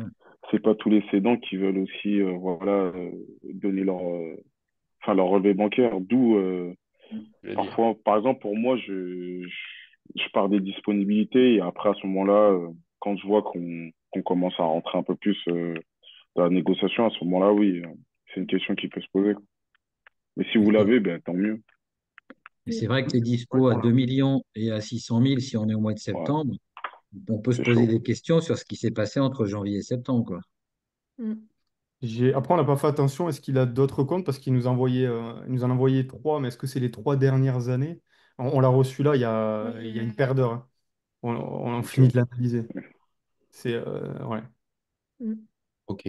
Donc là, 657 000, c'est le dernier relevé de banque, hein, c'est C'est ce ça? Oui. qu'on aurait, ouais. Il faut mettre ça, c'est nickel. Et si on descend encore un petit peu, donc, ok, BFR. Le BFR est négatif à moins 1 million. Putain. C'est une sacrée machine de guerre, hein. Ça veut dire que ça crée de la trésorerie, ça veut dire que c'est une ressource, ça. C'est un excellent indicateur.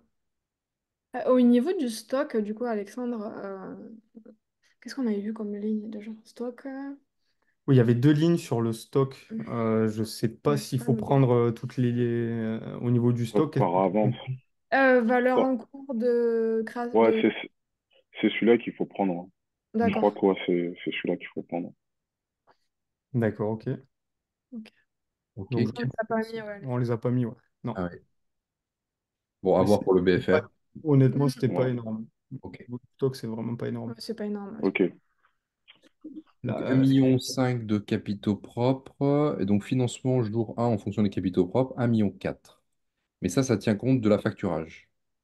Je pense qu'il faudrait peut-être supprimer la cellule à facturage pour avoir un financement. d'accord, ok. Juste voilà, en dessous, voilà, 352, là tu le supprimes manuellement. Ouais. 352 383, voilà. Paf. Ouais. Ouais, ça va te donner normalement une autre formule. 1,4 million. Ok. Est-ce que vous avez le montant des dettes financières? Financière. On l'a pas mis? Non. Total des dettes, il a des grosses dettes fournisseurs. Ouais, mais Ouais. ça c'est pas grave, ça. Vous pouvez supprimer la ligne totale des dettes et Ouais. juste remplir dettes financières au-dessus avec les emprunts. Attends, Ouais. Emprunts et compte courant d'associés. paf. Ça Mm. c'est quoi? Non, ça c'est ses comptes. Mm. Je me permets, je vais chercher rapidement Vas-y, trois vas-y. derniers comptes détaillés. Hop, ils sont ici. 2023. Les dettes.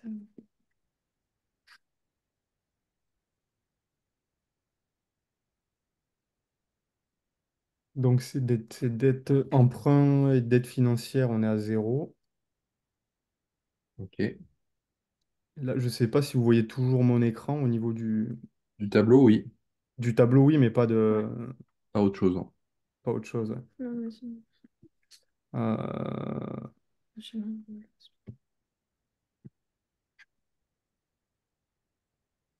pas. ok, mince, je vais y arriver. Emprunts et dettes, en effet. Fournisseurs, bon, ça ne nous intéresse pas. Personnel, ok. Emprunts et dettes auprès d'établissements de crédit, 724 291. Oui. Là. Tu vois, juste au-dessus. Ah oui. Ce Voilà. Ah serait oui. ça. Ouais. Emprunts et dettes, ouais, au établissement de crédit. 724 000. Ok. Ok, merci. Donc, je le mets ici. Dette financière. Oui, par contre, à chaque fois. Mm.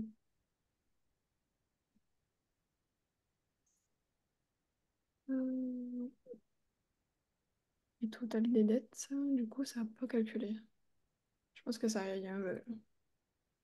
Pourquoi en dette nette, pourquoi on est à moins Ouais, ça, c'est pas grave, ça, vous pouvez laisser comme ça. Et normalement, ça vous donne une valorisation en bas du tableau à droite. Voilà. Ah, ça vous donne une valo. Est-ce qu'on a bien les dettes? Oui. Est-ce qu'on a bien la trésorerie? Oui. Et la moyenne du RN. OK. Parfait. 963 000. Très bien. Beaucoup trop. Il vous a dit combien? Alors, Ouais. c'est pas compliqué, hein. Il a fait 7 fois le BE plus ce qu'il y avait dedans. Pour lui, il y a 1 million d'euros. Donc, il nous en a demandé au début 5 fois le BE. J'ai soufflé. Et puis, il est passé à... Non, il a demandé 7 fois le BE, j'ai soufflé. Et après, il a demandé 5 fois le BE plus 1 million. Donc, il en demande 3,5 millions. Ouais, j'ai Ouais. fait... Ouais, c'est ça. J'ai fait ça. Ouais. Après, c'est la sixième, c'est uniquement c'est la sixième entreprise qu'on a la chance d'analyser. C'est le cédant le plus froid qu'on ait eu. Ouais. Vraiment pas très aimable. Par contre, c'est celui qui nous a envoyé tous les documents et très rapidement. Bah, à ce niveau de chiffre d'affaires-là, généralement, c'est des pros, hein. Donc, ils Mm. vont vite. Ouais. Et souvent, ils ont Oui, déjà fait des exits avant, ils ont déjà fait des sessions d'entreprise avant. Donc, ils savent comment ça se passe. C'est c'est ça ça. qui est intéressant avec des boîtes qui font plus de 5 millions. Après, je ne sais pas ça t'a sauté aux yeux. Il y a 3 ans, il était à 4 millions et en fait, en 3 ans, en 2 ans et demi, Mm. quoi, ils ont doublé. Elle a doublé. Ils ont doublé. Ça fait un petit peu peur quand même Ça m'étonne pas. C'est une boîte de BTP, hein, c'est ça? Ouais. Alors, c'est du BTP. Ils sous-traitent énormément. En fait, ils font tous les bâtiments, ils font toutes les maisons. Par contre, ils n'ont pas de plaquistes, tout ça. Ils font le gros œuvre et après, ils sous-traitent. Mais ils s'occupent de tout de A à Z. À la direction, ils sont deux associés. Un qui va s'occuper, donc celui que j'ai eu au téléphone, il va s'occuper de tout ce qui est finance. À mon avis, d'où sa réceptivité. pour les documents. Et puis le deuxième, lui, s'occupe de tout ce qui va être un petit peu devis, marché public et Commercial. tout ça, commercial, chef d'équipe. Voilà. Et les Ok. deux souhaitent céder l'entreprise. Ok. Ça m'étonne pas que le chiffre d'affaires ait bien progressé comme ça. Dans le bâtiment, c'est assez, pas facile, il n'y a rien qui est facile, mais c'est assez rapide de prendre des marchés et faire beaucoup de chiffre d'affaires. Ce qui m'impressionne le plus, c'est qu'ils ont réussi à maintenir une rentabilité, voire même l'augmenter. Ouais. Parce que souvent, ça se croise. Là où en fait les boîtes de bâtiments font faillite, c'est quand elles prennent justement des marchés par-ci, par-là. Et c'est là où elles basculent en procédure collective. Parce que le BFR explose. Et c'est là où elles sont en défaillance de paiement. Donc c'est une belle boîte qui a l'air d'être très bien gérée. Maintenant, comment on peut la financer? Alors, je ne dis pas qu'on va pouvoir financer 3,5 millions. C'était sa question. Alors, excuse-moi, hein. C'était sa question. Il me l'a posée au moins 4 fois. Il m'a dit, je ne vois pas comment vous allez financer cette entreprise. Voilà. Je lui ai pas dit que je voulais la racheter avec l'argent de son entreprise, hein, mais je pense peut-être qu'il a compris ce qu'on voulait faire, je sais pas, mais il m'a dit, je vois pas comment vous pourrez racheter mon entreprise. Tu aurais dû lui dire, bah, c'est sûr qu'à 3,5 millions, on ne pourra pas la financer. Et en tout cas, je lui ai dit qu'on la rachèterait pas à 3,5 millions, quoi, c'est certain. Mais il nous a quand même envoyé les documents. Ok. En tout cas, si tu descends un petit peu dans le tableau, donc tu peux quand même financer 1,4 million en remontée exceptionnelle. Voilà, 1,479 million. Et derrière, en fait, tu n'as pas trop le choix. Il y a quand même des dettes, il y a quand même 724 000 € de dettes, donc faire un crédit BFR, sachant que tu as déjà quasiment 2 fois le BE qui est en dette, ça va être un peu plus compliqué. Ouais. Il n'y a pas le choix. C'est crédit vendeur pour le reste. On s'était douté Ah, de ça. voilà. Point numéro un, c'est accentuer sur la négociation, le faire descendre au maximum jusqu'à votre objectif. Vous avez en tête que vous pouvez remonter à 1,4 million et le reste, ça sera en crédit vendeur. Tout le surplus, Mm. ça sera en crédit vendeur. Ok. D'accord. Ouais. Jusqu'à combien on irait du coup? De toute façon, je peux pas l'acheter moins d'1 million, sa boîte. On peut pas l'acheter moins d'1 million vu qu'il a déjà 1 million sur les comptes. Donc, Alors là, pour le coup, il y a 657. C'est sûr que s'il y a 1 million, s'il y a 300 000 de plus, elle vaut 300 000 de plus. Mm. Si d'accord. vous dit à la session, il y aura 1 million d'euros, là, artificiellement, vous pouvez modifier la ligne trésorerie, mettre 1 million d'euros. Mais bon, ça fera 300 000 € de plus, hein, grossièrement 350 000 de plus. On sera à 1,3 million, ouais, 1,350 million. 1,3 million. D'accord. Exactement, pour les 100% de la société avec un facteur 3. Donc, vous savez que vous pouvez la payer cash à un facteur multiplicatif de 3. Ouais. D'accord. Donc, toi, tu irais s'il a vendu à 1 million, un peu plus d'1 million, jusqu'à combien tu négocierais? Moi, jusqu'à 1,3 million, ça va bien, hein. Ouais. Ok. Donc, on la finance avec la trésorerie et puis le reste en crédit vendeur. Mm. Exactement. Tout à Ok, fait. ouais. Alors, en l'occurrence, à 1,3 million, tu peux la payer cash, hein, Ouais. Oui. C'est vrai. puisque tu peux Ok. remonter à 1,479 Oui. million d'euros. Ouais, Ouais. bon, lui, il avait plus une optique de la vendre 5 millions au début. On est descendu rapidement à 3,5 millions. On va voir, hein. À voir, ouais, On va voir. à voir et ajuster le crédit vendeur, mais on va y aller, hein. Mm. Il faut voir ce que peut supporter la société en crédit vendeur. Là, typiquement, admettons, vous vous mettez d'accord sur 2 millions d'euros. Si tu remontes un petit peu ton tableau, Attendez. Ouais. un peu à gauche, voilà, Mm. et un peu plus bas, dans l'aspect Ah, dans structuration du deal. les- Voilà. Mm. Donc là, vous pouvez financer 1 million. euh, alors, dans le cash, tu peux mettre dans le deal, là, cash, au lieu d'1,8 million, tu mets 1,479 million. Non, juste en dessous. Ouais. Voilà, dans Ici. la première ligne, juste au-dessus. Juste au-dessus, ouais. Voilà, là. Ah, mince. Ah, non. 1 million. 60. Neuf, Ouais. ouais, c'est le même. Ok. Et donc, tu mets 520 000 € de crédit vendeur dans la ligne crédit vendeur juste en dessous. 520 000. 520 000.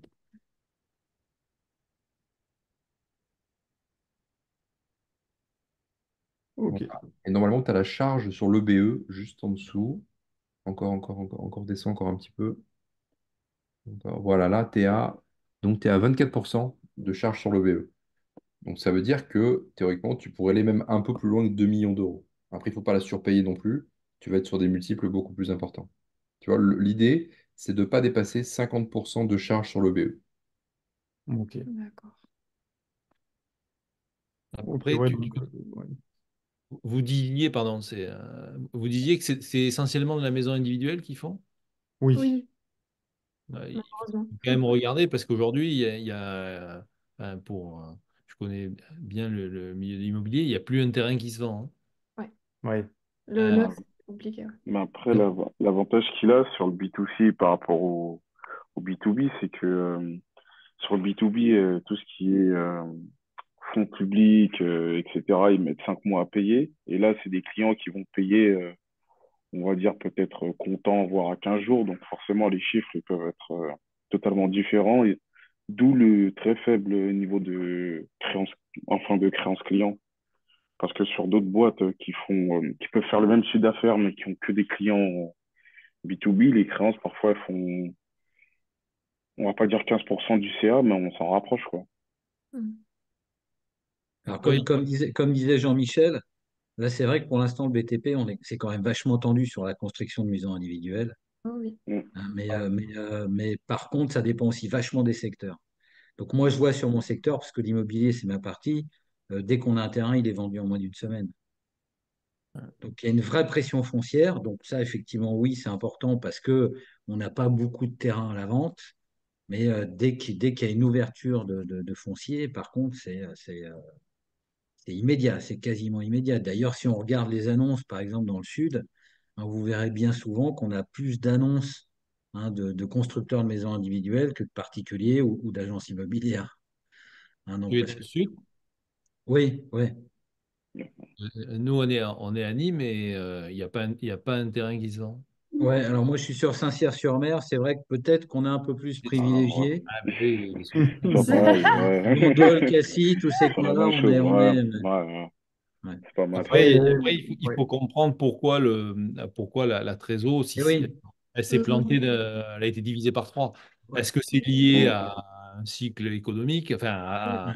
Oui. à une saisonnalité, ou est-ce que c'est qu'il est en train de se planter, quoi? Ouais. Et ce qui me paraît quand même énorme, c'est la vraie différence qu'il y a quand même, ou la vraie évolution depuis 2, 3 ans.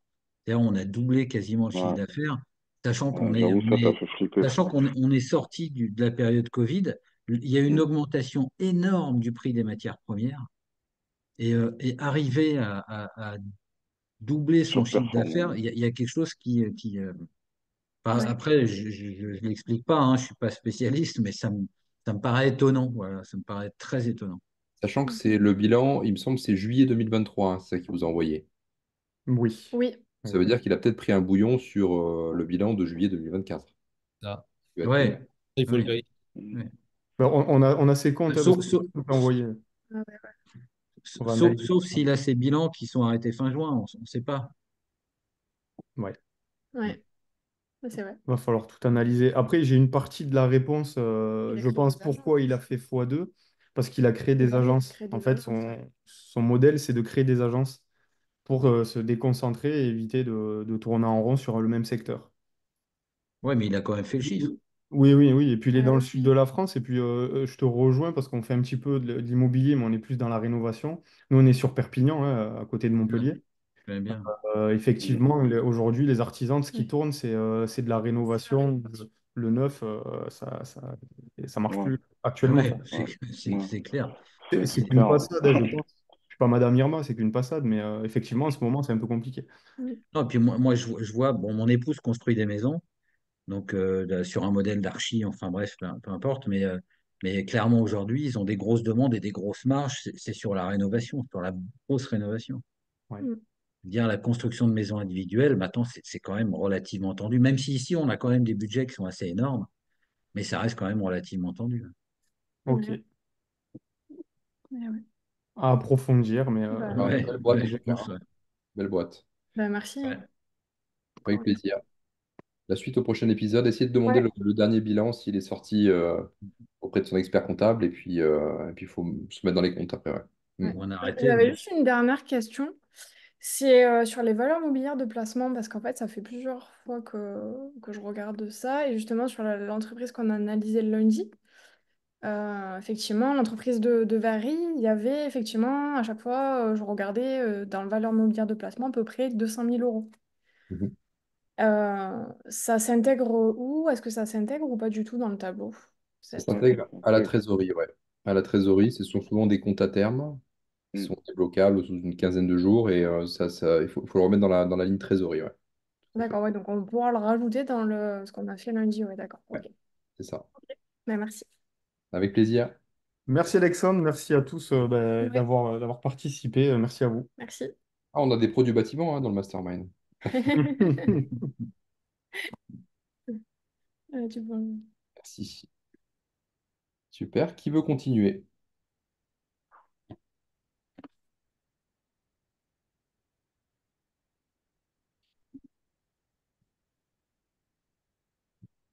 Bon, bah, je vais redire un truc alors. Je Vas-y. me- je me- Lundi, c'est pareil sur le coaching, tu parlais de la gap. Ouais. Alors, c'est assez intéressant parce qu'effectivement, donc, bon, là, en l'occurrence, je crois que l'exemple, c'était le remboursement. C'était à hauteur de 60 000 euros sur 3 ans. Et donc, à raison de 20 000 euros par an. Oui. Ah, je vous m'entendez parce que je ne vous vois plus Très là. bien. Impeccable. Ouais, bon, bah, attendez. Ouais, ça y est, c'est bon. Et en fait, la question que je me posais, c'est qu'effectivement, si tu rembourses 20 000 euros tous les ans, admettons qu'au bout de 2 ans, comme tu prenais cet exemple qui est intéressant, où tu avais une procédure au prud'homme, et la procédure au prud'homme peut durer des années. Donc, comment ça se passe à partir du moment où tu as payé ta gap au bout de 3 ans, si la quatrième année, tu as un retour prud'homme où tu dois payer 50 000 euros? Tant pis. C'est pour toi. C'est bon. Alors, mon autre question, du coup, est-ce que cette gap, on ne peut pas reporter son paiement dans le temps? Alors, en fait, tout est histoire de négociation dans le contrat de cession initial. D'accord, Et il n'y c'est a pas de marqué noir règle. sur blanc. La gap, elle dure 3 ans ou 5 ans selon les négociations. Ça ne va pas au-delà de 5 ans généralement, hein. Le cédant n'a pas envie d'avoir Ouais, une épée de Damoclès sur la tête pendant plus de 5 ans. La pratique du marché, c'est 3 ans. d'accord. Mais est-ce qu'on peut déterminer, je dirais, une espèce d'effet progressif? C'est-à-dire, en gros, on rembourse 10 000 euros la première année, 30 000 euros la deuxième, et bon, si on est sur 90 000 euros, et 50 000 euros la troisième. C'est Il n'y a négociable. pas une règle précise qui nous dit non. Voilà, Non, non. d'accord. Les avocats sont habitués à. Ils sont pas très. Enfin, les avocats. Les cédants, pardon. Sont pas très habitués, ceux qui ont déjà cédé des entreprises, à avoir une gap en crédit vendeur. Mais ça Ok. s'entend tout à fait auprès d'un avocat. Et d'ailleurs, c'est les avocats entre eux qui vont Faut le négocier faire, ça. ouais, bien sûr. Souvent, ils ont l'habitude du paiement de la gap sur un compte séquestre d'avocat. Donc, on va bloquer 200 000 euros pendant 3 ans. Et au bout de D'accord. 3 ans, elle va être libéré moins ce qui a été prélevé pendant les 3 ans. Ok, d'accord. Ok, merci. Avec plaisir. Qui d'autre? Alexandre, petite question sur le crédit vendeur. Je sais que ça avait déjà été évoqué. C'est quoi la contrepartie du crédit vendeur? En clair, je crois que généralement, c'est le nantissement des titres, non? C'est quoi ce qui se pratique habituellement? Bon, le cédant te prête de l'argent, donc il se dit, bon, je prends un petit risque quand même. C'est quoi, en général, la contrepartie demandée et surtout acceptée par le vendeur? Ça dépend si on se place du côté cédant ou acquéreur, hein, vraiment là. Ah ouais. Alors, nous, ce qu'on peut accepter, la seule chose qu'on peut accepter, c'est un crédit vendeur avec une garantie de nantissement des titres de la société cible. On peut éventuellement accepter une garantie de nantissement des titres avec parfait paiement. Ça, c'est un terme aussi juridique qui dit que, par exemple, si on a remboursé, par exemple, sur les 3 ans de crédit vendeur, on a remboursé jusqu'à l'avant-dernier mois et qu'on n'honore pas le paiement du dernier mois, la société revient entièrement au cédant. Oui, au cédant, c'est ça. Ça, c'est raide. Ça, c'est raide. Mais c'est toujours mieux Très qu'une raide. caution Ouais. perso. Voilà. Ensuite, il y a la caution personnelle, qu'on n'acceptera pas, bien sûr, ou alors, dans le pire des cas, une garantie à première demande. Donc, si jamais il y a un incident de paiement sur la sixième mensualité du crédit vendeur, le cédant le signifie à la banque qui a fait cette garantie-là et il récupère l'intégralité du montant du crédit vendeur. Ça, c'est très difficile à mettre en place.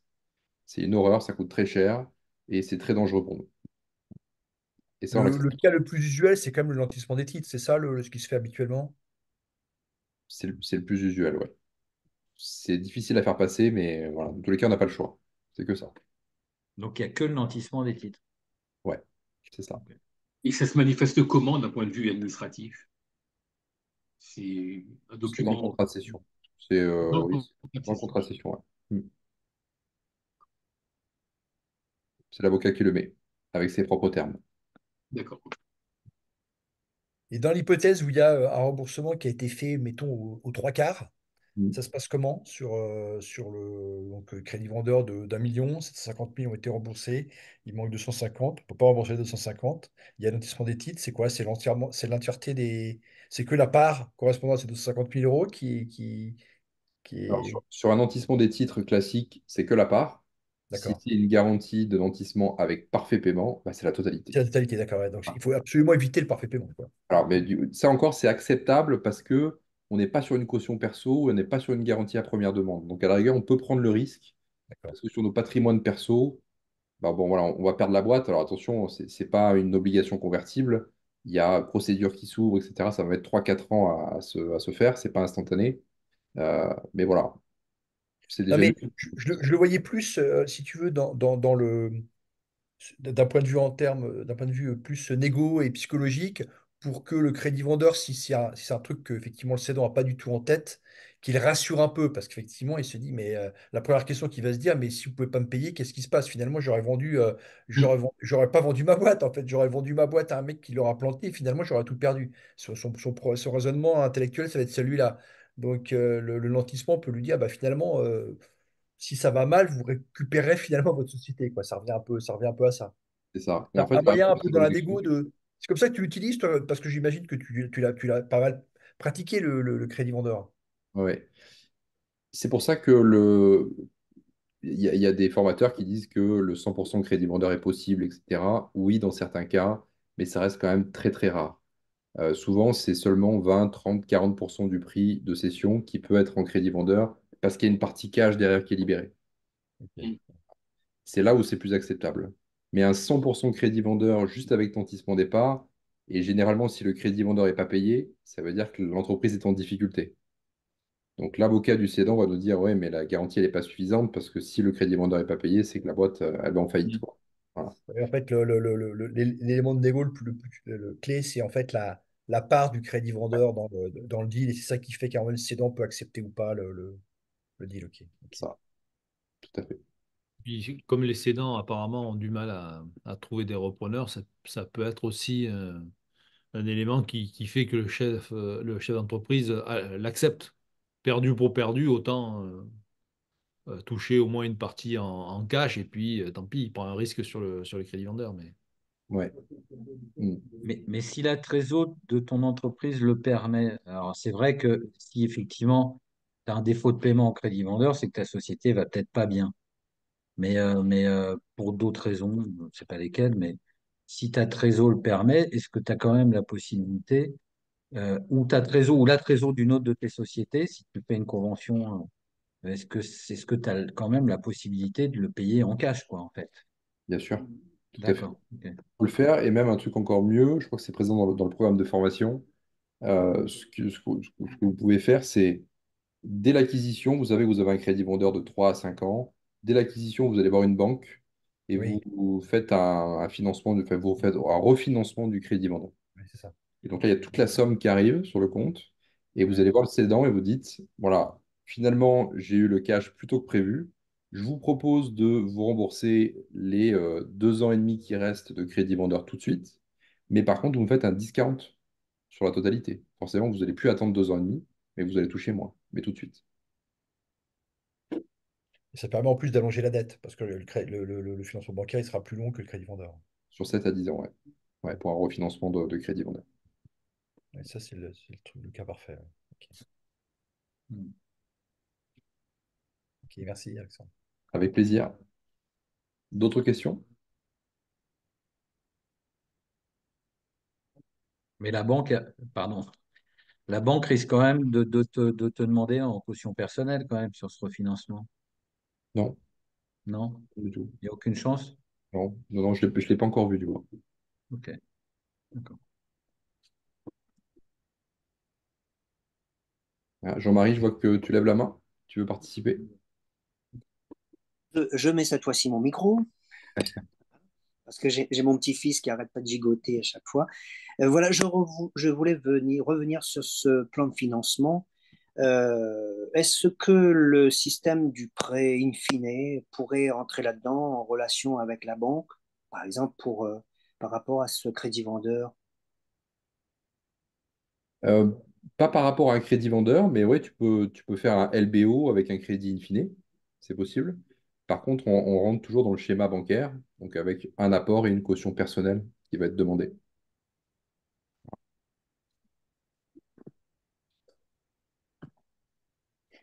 Je peux venir, comme je suis aussi des dom-tom, donc particulièrement de l'île de la Réunion, natif d'eux. Je dis c'est regrettable que notre camarade de la Réunion n'ait pas à cette assemblée, à cette visio, parce que je voulais avoir des informations sur aussi euh, aller. Oh, yeah, Excuse-moi, Jean-Marie. Vas-y, tu peux continuer. Oui, je disais, euh, j'aimerais bien faire aussi des investissements sur l'île de la Réunion, donc c'est pour ça.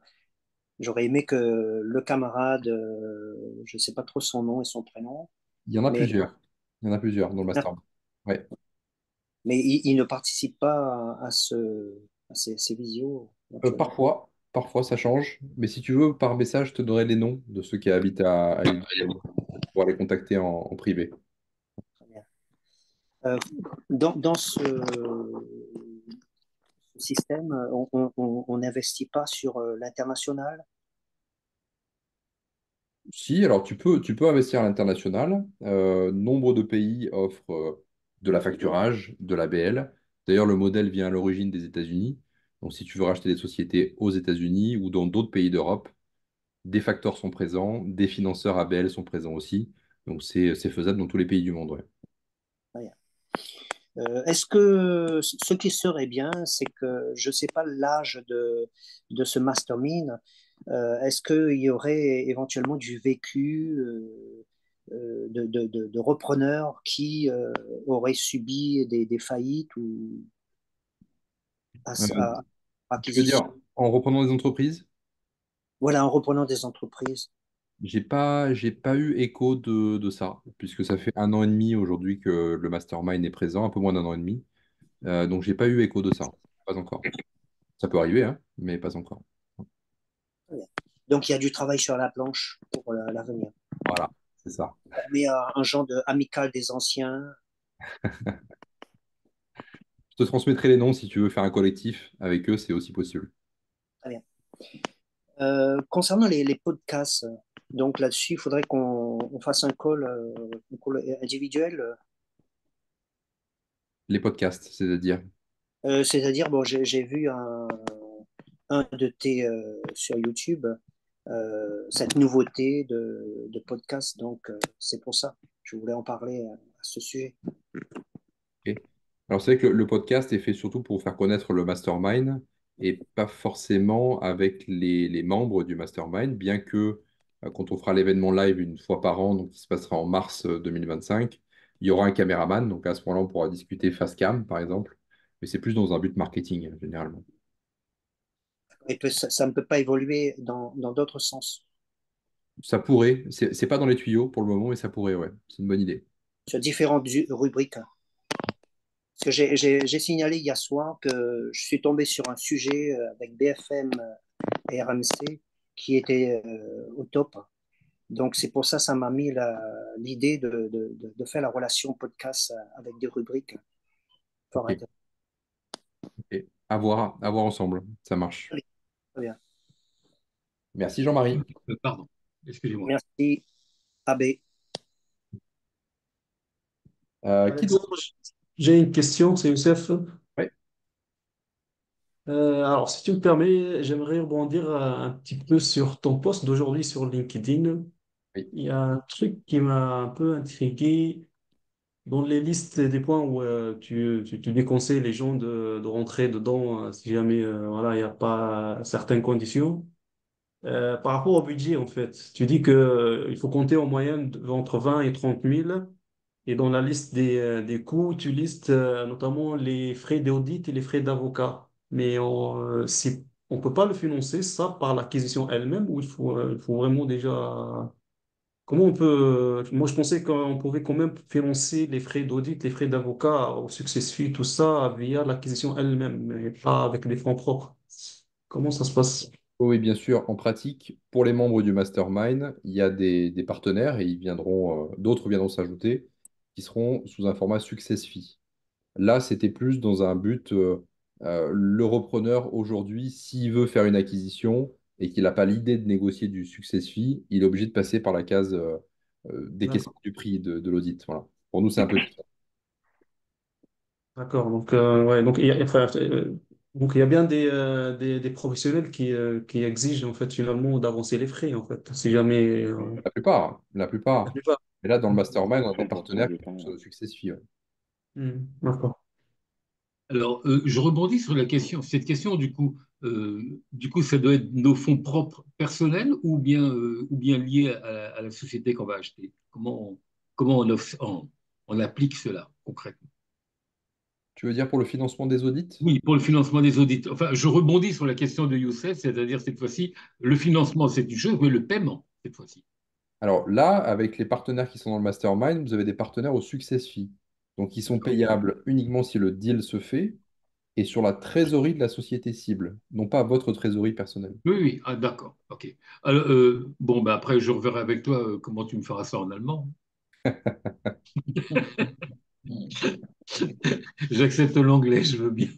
Non, mais je veux dire, au niveau des partenaires, je serai obligé d'aller chercher des partenaires chez moi. Oui, tout à fait. Et là, par LinkedIn, tu les approches directement par LinkedIn. Donc, tu leur envoies un message en disant, voilà, j'ai en cours d'achat une société dans X secteur. Je voudrais faire des audits juridiques, fiscaux et sociaux. Est-ce que vous pourriez m'accompagner sur le sujet? À ce moment-là, tu fais un call avec eux. Et à la fin, tu dis, par contre, voilà, si on travaille ensemble, c'est uniquement sur la base d'un success fee. Et ils n'auront pas le choix. Voilà. Mis à part s'ils croulent sous le boulot, s'ils ont envie de travailler. Il y en a tellement aujourd'hui sur le marché que quelquefois, voilà, ils acceptent volontiers de faire ça comme ça. Je Mais vais tu leur les donner préviens pas avant. Pardon. Non, c'est la surprise. J'adore les surprises. Bon, C'est ça me vrai va. que j'en ai contacté quelques-uns et c'est vrai que c'est pas tout le monde qui travaille au Success Fee. Il y en a, comme il a dit Alexandre, mais c'est vrai que la plupart, ils préfèrent être payés avant. Ouais. C'est normal. Non. Ouais. Est-ce que dans même la catégorie du success fee, il n'y a pas quand même un montant à avancer ou c'est Très bonne 100% success? question. Enfin, moi, je sais que c'est 100% au success fee. Je fais D'accord. aucune avance. Après, il faut faire plusieurs calls avec des avocats. On va peut-être pas tomber sur le premier venu qui acceptera. Généralement, je fais 10, 15 calls avec des avocats, ça suffit D'accord. pour en OK. trouver un.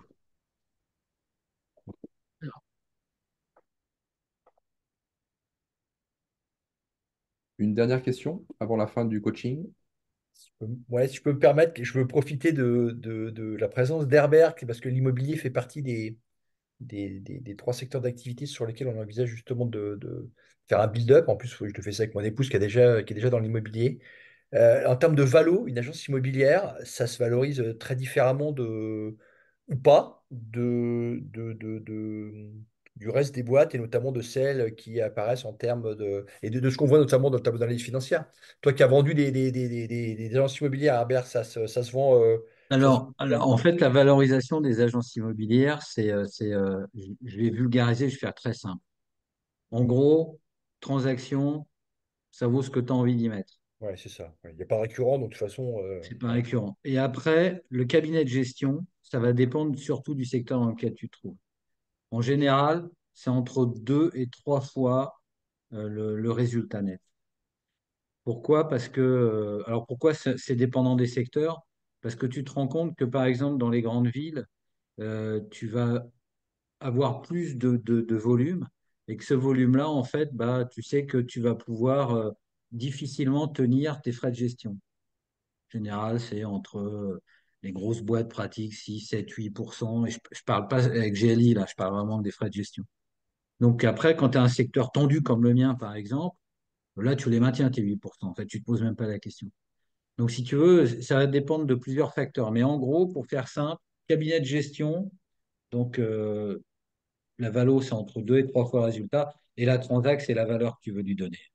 La transac, c'est trop compliqué. En fait, tu prends un mandat, tu le vends, tu es payé à 3 mois. Après, tu n'as pas de certitude, si tu veux, ni sur l'avenir de l'immobilier en Non, général. mais ça, je l'avais bien en tête, mais il n'y a pas de règles tacites qui font que de la même façon, beaucoup de gens dans les boîtes classiques, entre guillemets, ont en tête de, allez, ça vaut entre 3 et 5 fois le BE. Dans la Transac, où justement, je suis d'accord avec toi, il n'y a pas de récurrent, et on peut imaginer que le cédant, quand il s'en va, il n'y a plus rien c'est possible que rien ne rentre derrière. Il y a pas un montant habituel qui se pratique, un Non, pourcentage, soit du chiffre, non. soit du de l'EBE. Sachant que vraiment, si on prend la transaction et que le mec a bien fait son boulot, la plupart du temps, quand même, tout vient de lui, hein. C'est-à-dire que tout le Ouais, travail qu'il a fait, si lui s'en va, ça peut devenir compliqué si tu veux de reprendre la suite sans lui, oui, quoi. c'est un peu ce que j'avais en tête, ouais. Mais sinon, après, pour le reste, dans l'immobilier, la valeur, c'est la gestion, point. Voilà. Ouais, ouais, c'est un peu Ouais. ce que j'avais en tête, mais je voulais entendre confirmation d'un expert, justement. Oh, ouais. Bah, c'est l'intérêt du mastermind, hein, justement, Alexandre, hein, c'est ça, de Exactement, rencontrer exactement, des gens qui exactement. ce genre de. Et après, si ta famille dans l'immobilier, il ne faut pas oublier quand même qu'il y a un truc qui est très important, ne serait-ce que pour la gestion, c'est que par exemple, la transmission de la carte, il n'y en a pas, hein. C'est-à-dire que la carte, elle est vraiment attachée au propriétaire de l'agence, hein. Alors, tu peux pas, comme sur une boîte de transport, j'ai pas super bien Non, mais compris encore. elle l'a. D'accord. Si elle a la carte G, c'est pas un Oui, oui, souci. elle Voilà. les Mais a. Oui, juste elle une l'a, oui. parenthèse, c'est que quelqu'un, tu peux pas prendre, si tu veux, un salarié qui a la capacité, Oui, hein, je et comprends. puis, et puis Oui, travailler sur lui. Il faut vraiment que le gérant ou l'associé oui, soit majoritaire dans la société et pour détenir la carte G, hein. oui, j'avais en tête ce point. Ouais, ça, c'est important. Ah, c'était D'ailleurs, une parenthèse. c'est Foncia et Citia qui font des grands chèques actuellement pour acheter tous les cabinets. Ouais, c'est un peu ça le truc, C'est c'est pas que j'ai l'impression actuellement, qu'ils hein. ils surpayent un peu Ouais. les trucs, j'ai l'impression, là, quand ils. Ouais, Ouais. c'est pas actuellement. Moi, j'ai fait du consulting pour Foncia sur du viager, précisément, parce qu'ils ne savaient pas faire. Mais non, c'est pas actuellement. Ils rachètent depuis 20 ans. À l'époque, c'était Lorenzini, le PDG. Donc lui, il a gardé tout l'immobilier chez Foncia, mais après, il a revendu à des fonds d'investissement, fonds de pension, fonds de pension et fonds d'investissement. Mais ils l'ont toujours fait, le développement externe, tout le temps, tout le temps, depuis que Foncia existe, ouais. Et Citia, c'est sur le modèle de Foncia que le patron de Citia travaillait pour Foncia. Donc, Ah oui, d'accord. ouais, Ok. donc c'est vraiment le modèle. Mais bon, ouais. Ok. Bien. Bah, c'était un coaching très intéressant. Merci à tous. En tout cas, on se retrouve lundi prochain, 16 heures. Avec Merci bien. plaisir. À Merci. bientôt. Merci. Au Ciao. revoir. Bonsoir. Au revoir. Merci, ciao. À bientôt.